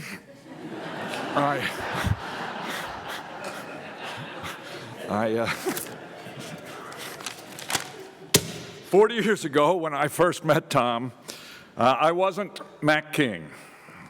At the time, as some of you may remember, and as some of you never let me forget, I was the Baron Maximilian von King. Yeah, I performed with a goofy accent. I wore a plastic Viking helmet. I claimed to be from Belgium. And perhaps most damning of all, I was a magician. But even with all those strikes against me, Tom somehow saw some sort of potential buried there inside me. He always was accommodating whenever I expressed interest in doing time at open mics, and after a few open mics, he actually started booking me. I don't remember too much about those initial shows, but I do remember very vividly the first out-of-town date that he booked me on. It was at DWI in Cincinnati, and I was the middle act for Bill Sacra. That tells you something right there. No, I think it's important. At least it's important to me, and I bet to a number of you. Neither Bill nor I were stand-up comics. It's unclear exactly what Bill was, but regardless, in the strictest sense, neither of us were traditional stand-ups. After I started working other clubs around the country, I came to realize that unlike Tom, many of those club owners had a prejudice against variety acts. And a lot of the straight stand-ups had that same prejudice. You know who you are. Tom's influence went beyond the clubs and the rooms he controlled. I know that I wouldn't have convinced some of those other club owners who were reluctant to book a so-called prop act to hire me without the good word of Tom Sobel behind me. Tom never seemed to have that preconceived idea that if you were anything but a pure monologist, that you didn't belong in a comedy club. Tom seemed to think that you belonged in a comedy club if you were funny. And I know that was vitally important to our ventriloquist, prop act, mime, hypnotist, clown, magician, and impressionist friends. Folks like Marty Polio, Larry Wilson, Willie Tyler, Ken Lucas, Bill Sacra, T.C. Hatter, Robert York, the infamous beer bottle slinging Lenny Schultz. Go crazy, Lenny. Tim Rollins, Rusty Z, Haywood Banks, my mom's favorite act, by the way, present company included. Doug Dawne, so many more. Forgive me if I've left your name off that list. It's because I don't like you.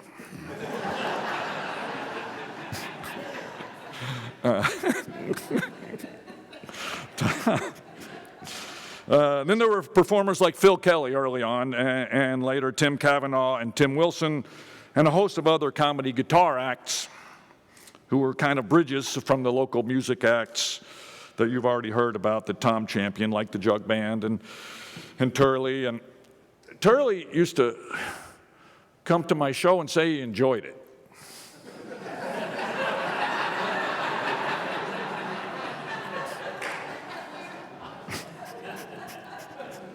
Cullowee. I still have Cullowee vinyl at home, actually. He didn't believe me, but all the success of all that local stuff led to Tom bringing in national music acts like, as Brett said, the Count Basie Orchestra, but I assume that was Sans Count. But Tom really was he was really a pioneer in a number of ways. He was, as Mark has already pointed out, on the forefront of bringing stand-up comedy to locales outside New York, LA, and Chicago. but he was also a trailblazer in bringing music and variety acts to audiences throughout Middle America. I know that, like many of the folks here today, I'm forever grateful to Tom Sobel, because I know that without Tom Sobel, I'd almost certainly be doing children's birthday parties and living in a van.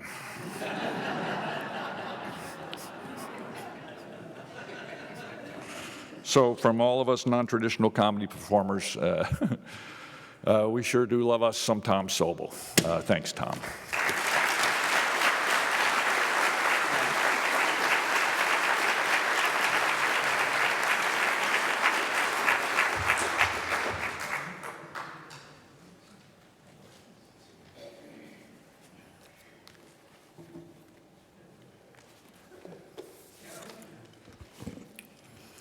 Batesville, Indiana. Heath, Ohio. Russell Springs, Kentucky. Ramsey, Indiana. Paintsville, Kentucky. Maysville, Kentucky. No, these were not the small towns that were John Dillinger's final bank robberies. These are towns where I walked into a building that had a sign next to the front door that said, Comedy Caravan, national touring comedians, as seen on HBO, Showtime, Comedy Central, and BET. Sure. My name is Mike Nilsson. I am a comedian. I am also a musician, and since the Jug Band decided to promote their upcoming shows,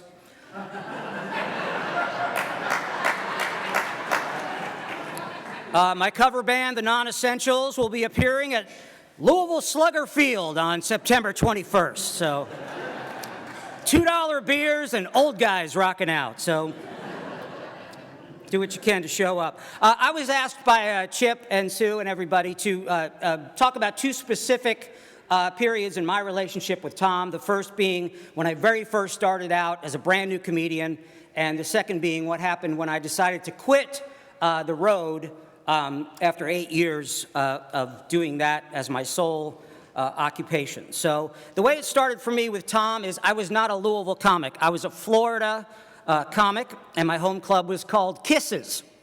And it was in the Countryside Mall in Clearwater, Florida. And road comics would play this place on the weekends, and so I got interested in finding out how one would become a road comic.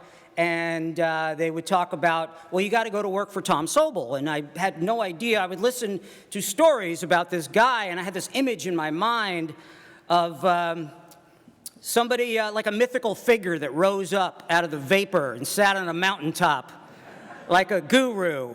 And I guess if you think about Tom, that could very well be, because he would be sitting up there going,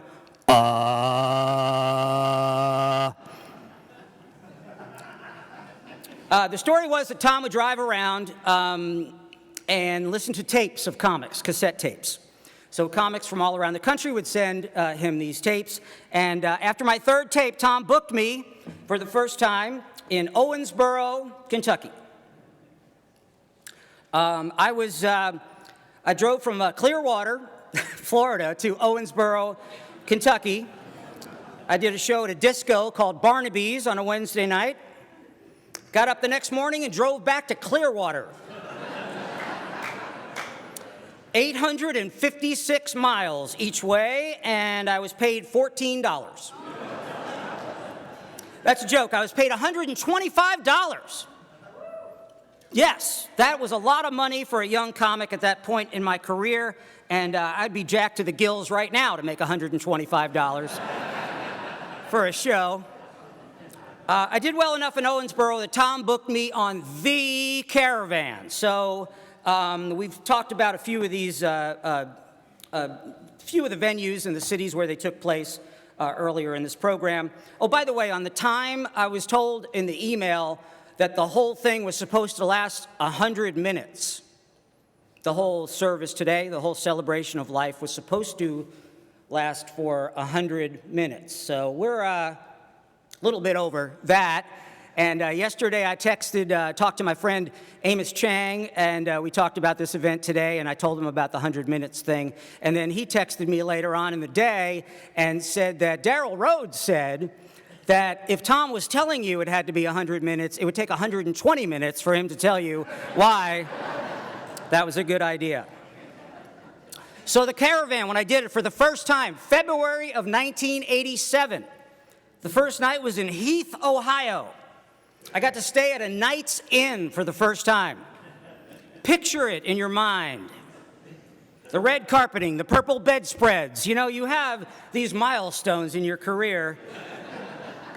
After Heath, we had 3 nights in Columbus, Ohio, at a place called the Continent, which is now the Columbus Funny Bone. And then on Sunday and Monday, we had 2 of the best nights in comedy ever in history, really. Ozzy's Balcony Lounge in Oxford, Ohio, home of Miami of Ohio.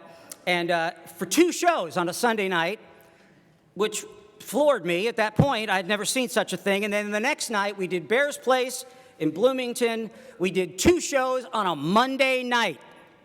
Unheard of. Unheard of. And then Tuesday night, 2 Keys in Lexington. Okay, it wasn't always so great. 2 Keys, one of the great whip and chair rooms in the country, as I recall. But the cool thing was when I drove from Lexington to my next stop, which happened to be Owensboro on this run, I got to stop off at Tom's office. I was invited to visit the offices on Eastern Parkway. At the time, I was invited to show up there by Tom Stinson. And I got lost on my way there because Tom Stinson had told me to turn left on Bergstrom. Right after I turned left on Grinster Avenue. So I did manage to find the office, and it was cool. But then the next thing that happened was that I drove to Owensboro, my triumphant return to Barnaby's in Owensboro, and I made it just in time for lunch, which means I got to go to the Moonlight Barbecue. Moonlight Barbecue. Oh, here are my notes. I have the gastronomic orgy that was the buffet at Moonlight Barbecue.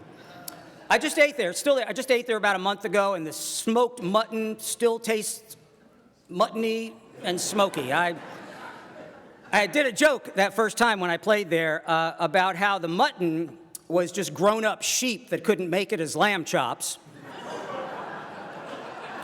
So they were these bitter old sheep that had to be smoked for 2 weeks before you could eat them.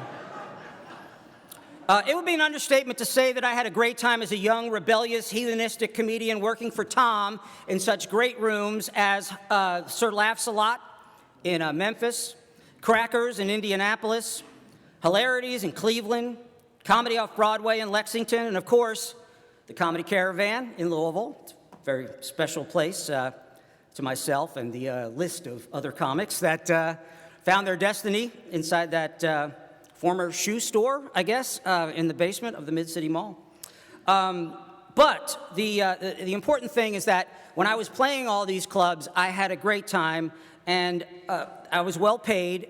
But the foundation to it all was Tom Sobel and Tom Stinson and Julie Powers and everybody that worked in Tom's office, because I knew, and you've heard this already today, I knew they had my back.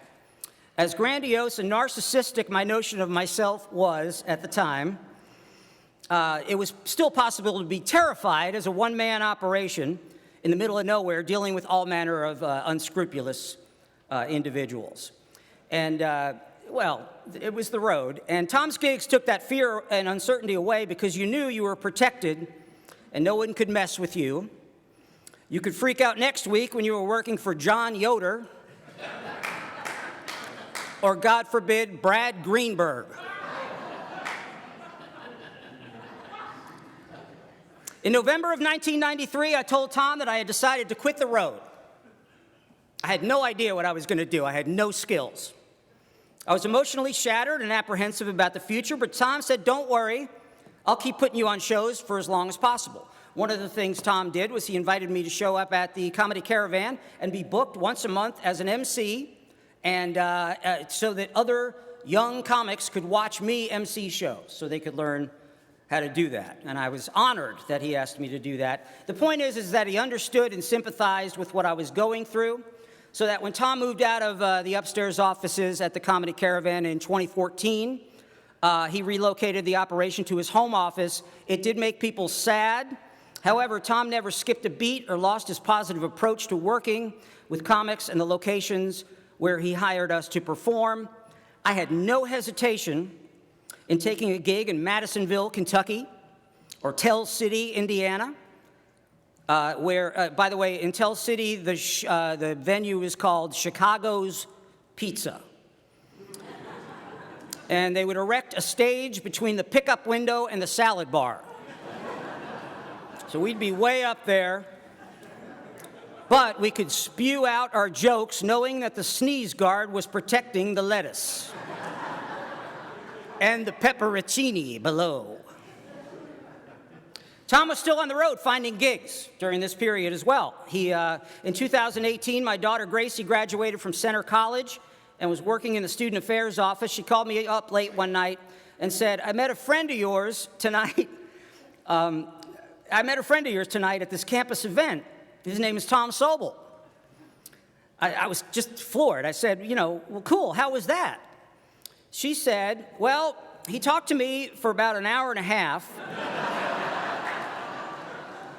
Circle of life.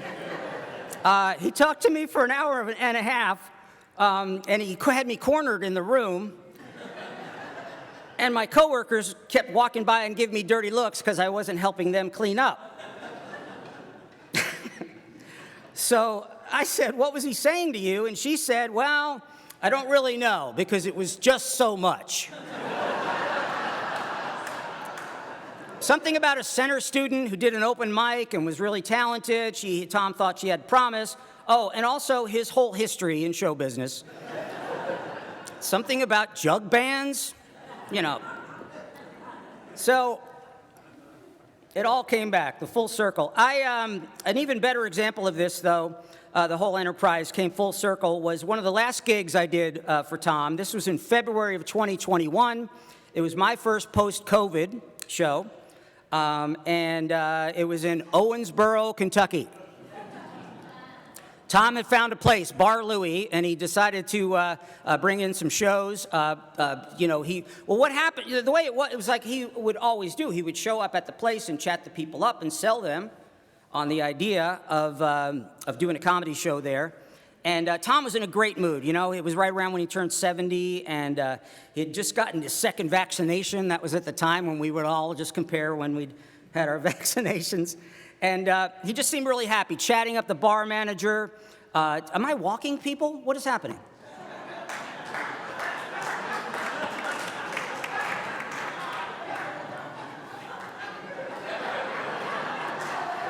$127 minutes. Okay. So that was, I was just telling the story, really, to convey the experience of seeing Tom and how energetic he still was at age 70 about doing, he's chatting up the bar manager, he's telling the bar manager the bios of all the comics on the show, and then he's telling the bar manager about the bios of the next comics that are going to be on the next 3 shows coming up there in Owensboro. But it was great to be part of that evening. I was paid $125. Yeah. I only had to drive 120 miles each way this time.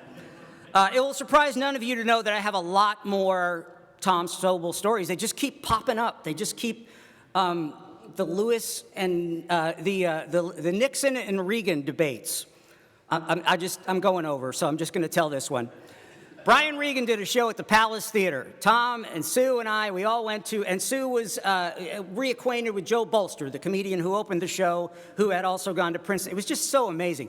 And Brian loves Tom, and he remembered me from the Florida days, and he took us all to dinner at Morton's Steakhouse.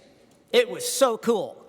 And Tom said to Brian Regan, do you remember when I booked you and Lewis Nixon together, and we called it the Reagan-Nixon debates? Brian did not remember that. So I have a lot of stories, and I'll share more tonight. We have our event going on at the Caravan tonight, and but the rest of them I'm just going to keep with me forever, and I'll take them with me from this place. A better person for having known Tom. Thanks.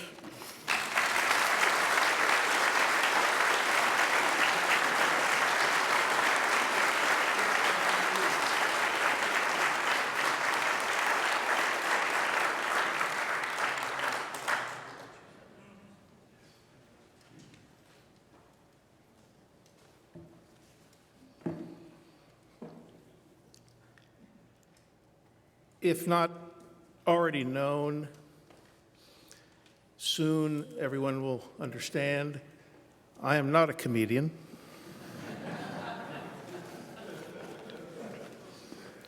You know, thinking back of all these things, so many memories. When I first came down and went into business with Tom in 1990, after him begging me to do so after he bought out Jim Schliebner, because Jim decided to call it the Funny Farm with the word funny in lower cap letters and the word farm capitalized. And instead of having someone in a straitjacket as the logo, it was a barn and silo. Something about putting the emphasis on the wrong syllable.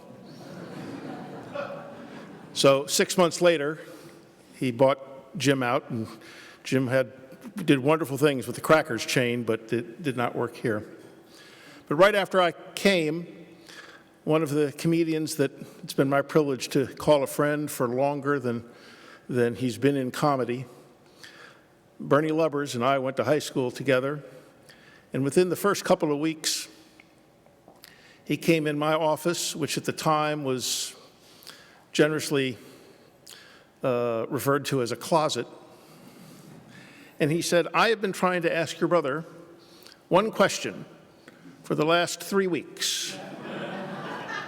I cannot get him on the phone, and I am not going to sit out in the outer lobby like a dog hoping a scrap falls off the table.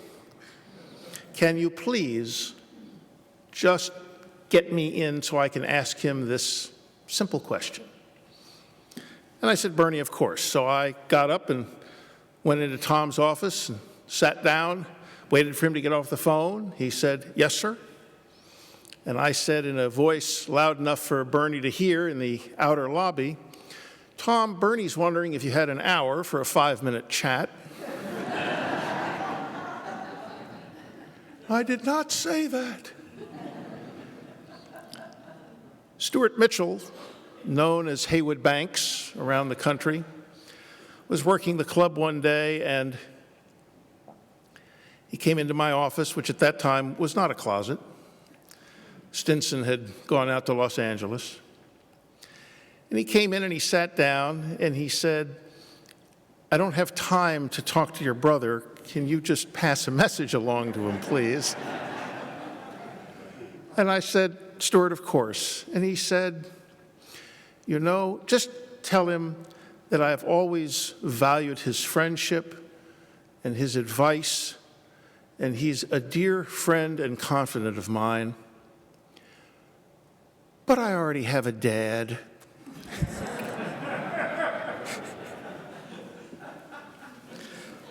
Last night, about a half a dozen of some of Tom's oldest friends and comedians and musical folks, we were gathered and seeing how much of a dent we could put in a 30-pack of Budweiser cans.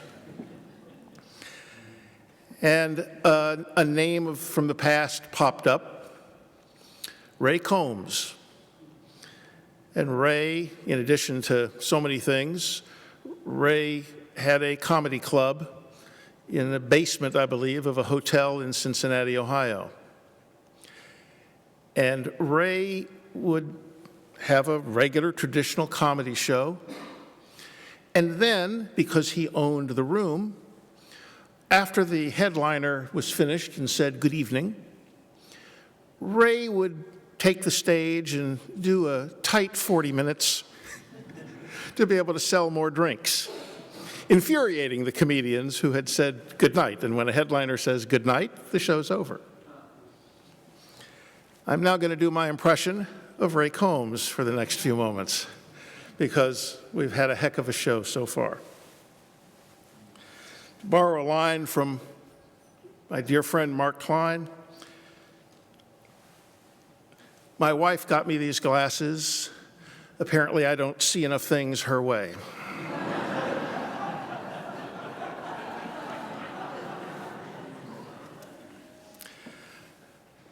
On behalf of the entire Sobel family, immediate and extended, I would like to express our deepest appreciation to all of you who have gathered this afternoon, especially those whom we have heard from earlier, chronicling the life and career of a unique individual. Whether you live close enough to have walked here or have traveled from all points of the compass across the country, you honor us just as you honor Tom for being part of this celebration. I cannot adequately express our thanks. Following the conclusion of my remarks, I hope each of you will join us in the rear of the sanctuary for a brief reception. Tom Sobel kept his opinions to himself.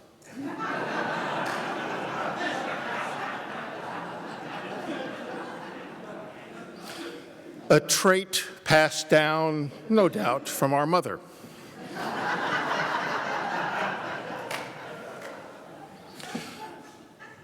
What can one say about a golfer who used a wedge to putt with?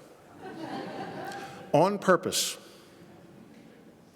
Tom and I had a multi-layered relationship. Brothers, he 8.5 years my senior. In 1981, when we lost Homer Sobel, while he did not become a father figure, he did become and remain the most dominant male role model of my life. And in 1990, we went into business together. In our youth, we argued about everything. Which radio station to listen to in the car, Wacky or WKLO? Who was the better disc jockey, Weird Beard or William J. Wigglesworth III? Frozen or canned peas? Our grandparents who lived across the street had to alternate each Friday night, so we would not come to blows. I will concede today that in this instance, I was wrong. And the reason is because when I began purchasing my own groceries, I realized that a 2-pound bag of frozen peas was less expensive than a single can of Le Sueur. But we never argued about comedy. First of all, it was futile.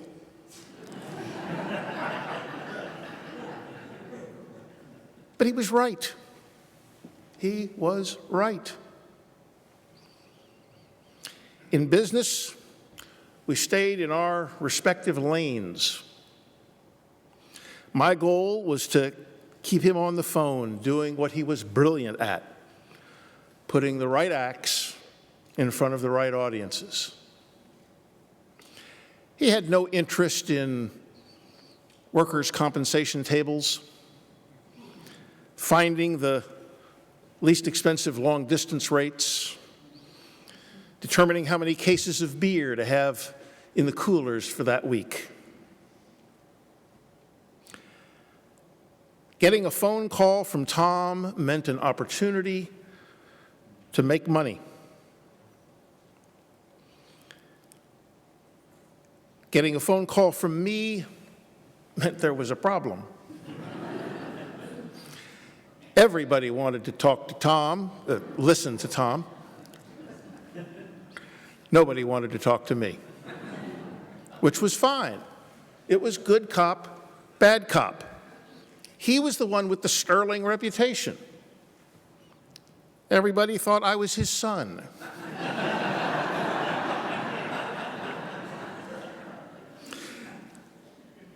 I never wanted him to be in a position where it was anything but a good thing to interact with him. Me, I was the grim reaper of comedy, harvesting souls 10% at a time. Now, nearly everyone, as you know, has an imitation or impression of Tom, and I have several. But in this setting, I think I'll limit it to one. Brett, ask me a question. Doesn't matter, just ask a question. Tom, what time does the show start? Brett, I'm glad you asked. First, there was lava.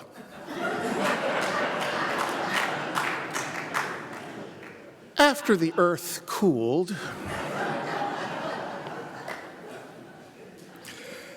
at least 35 years ago, maybe even more, I'm still in D.C., preparing for a life in comedy as an investment advisor.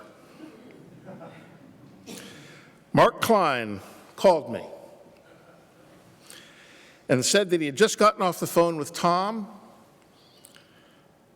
and that he had uttered 3 words Mark thought metaphysically impossible to come from Tom's mouth. Mark asked him a question, and Tom said, "I don't know."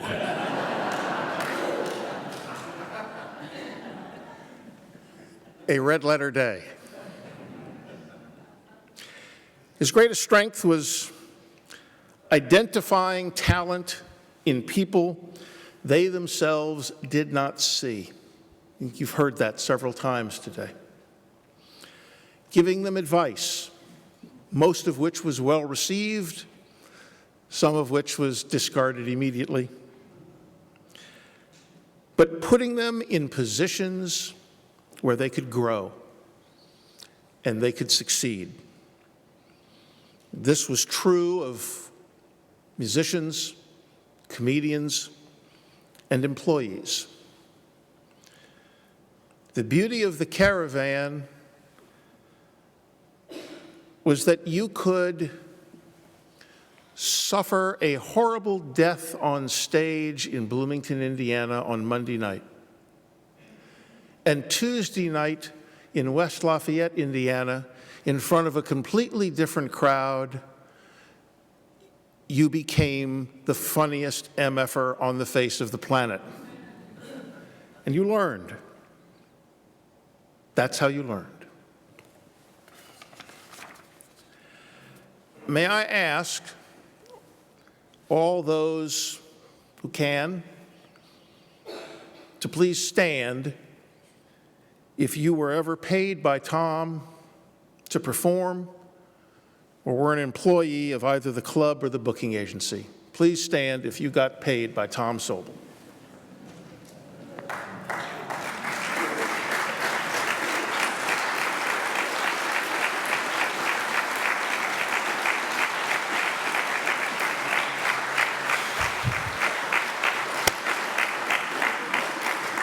Thank you. You are the reasons for his success. Each of you made him look good by having sent you to wherever it is you performed. And thanks to the miracle of technology, facial recognition cameras have recorded you, and you will be hearing from me shortly about past due commissions.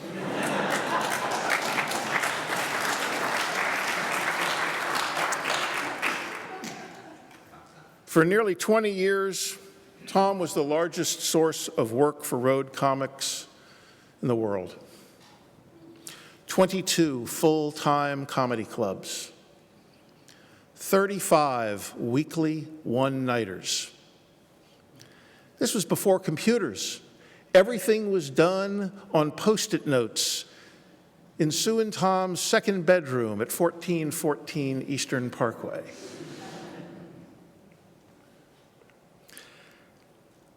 Over 400,000 comedy shows. I'm not sure he was fully appreciated locally. Across the country, in large cities, small towns, college campuses, he was hailed as the person who brought stand-up comedy to the masses. In Louisville, outside of the close-knit comedy community that existed because he was here, he owned a bar in the Highlands and used comics to entertain instead of bands. They just didn't know. If you'll be remembered as one who brought smiles to faces and laughter to bellies of literally millions of people, that's a heck of a legacy. A heck of a legacy. From the early days, driving from gig to gig, town after town, night after night, knowing how important it was that he be there to make sure rooms were lit and mic'd properly, that noise from the bar would be muffled during the show, that servers would be taught how to bend down when taking orders so as to not block the view of anybody from the performers on the stage. The emphasis was always about the show, the craft, and the comics. And at the end of each night, all over the Southeast and Midwest, he would put the cash from each show in empty bags of fast food with the wrappers still in the bags and toss them on the floor in the Pacer or the Dodge Caravan. If somebody broke in, who would ever rifle through an empty bag of Burger King? He taught me to accentuate strengths and camouflage weaknesses. Who better to work as reservationists than actors and actresses who knew how to deliver the same lines and make them sound fresh and exciting 100 plus times a day to people who called wanting to make reservations and asked about the show. Who better to work the box office at either the Mid-City Mall or Legends Comedy Club in the Hirschborn Hotel than bank tellers? They knew how to count cash. They knew how to make transactions. He had a goal each year operating the club to raise $100,000 annually for charities without those charities having to spend $1 of their own money. He called it the Help Tom Sleep Well at Night Fund. We would pick a date during the week, give the charity tickets, they set the price, they sold the tickets, they kept 100% of the proceeds. Comedy's different now than it was then. I ran into someone who's been doing comedy locally for about 5 years, about a month ago. I asked him how things had gone the previous week that he worked at our old club location. And he said, "It was great. The first show Saturday, there were almost 100 people in the audience." Now, he was young. He wasn't around at a different time. So I didn't tell him that had there been almost 100 people at the Comedy Caravan on a Tuesday, it would have had to have been because Japanese Zeros were strafing the parking lot at that time. My favorite quote: "In everyone's life, at some time, our inner fire goes out. It is then burst into flame by an encounter with another human being. We should all be thankful for those people who rekindle the inner spirit." I don't know when Tom booked Albert Schweitzer, but Dr. Schweitzer surely had Tom Sobel in mind when he penned those words. Now, Tom loved to chime in during conversations. I suppose I could put a period after that sentence. By reciting obscure lyrics from songs and performers no one had ever heard of. But he was very good at it and always spot on. On occasions when a close friend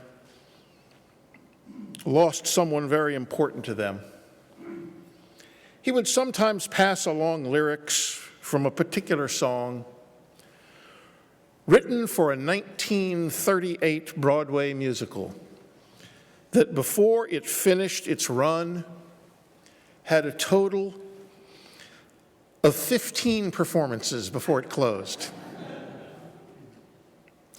It is a melancholy ballad about missing a loved one. 6 years later, both Bing Crosby and Billie Holiday released their versions of the song. Becoming an emotional hit during World War II, it has since become a jazz standard covered by countless musicians. But there's one version of it, unlike all of the others. It was performed by an orchestra and artist that Tom and I both adored listening to. I think it will become apparent why this vision fits Tom perfectly. To all the comedians while performing on stages, from the Comedy Caravan to Charlie Bickett's in Raywick, Kentucky, to the Women's State Reformatory in LaGrange, who after delivering a punchline would hear his unmistakable laugh from the darkness of the room, letting you know he was there, and especially to the women of his life, Sue, Lisa, and our sister Susan.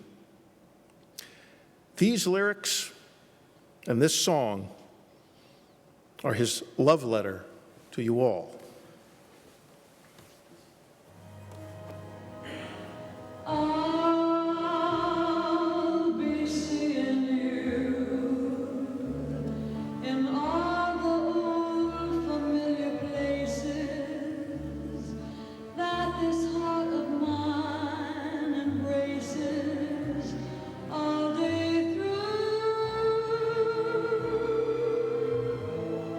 In my small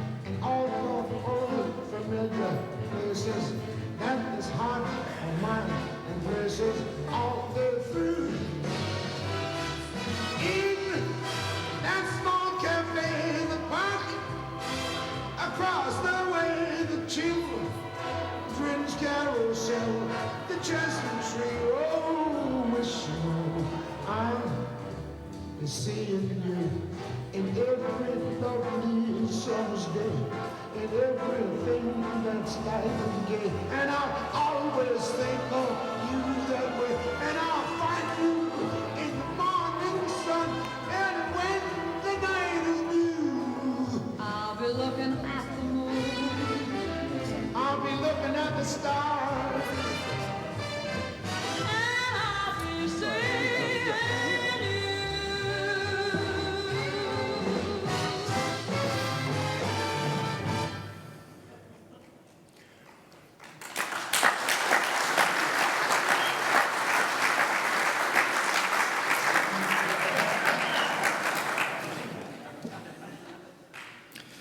And so, in the end, when Tom saw the light from heaven's stage manager signaling that his time was up, he took his own advice, the same advice he had given to hundreds of comics and performers. He finished up, thanked his audience for their attention, and then exited the stage, leaving everyone wanting more. Please join us. Please join us in the back for a reception. Thank you all for coming.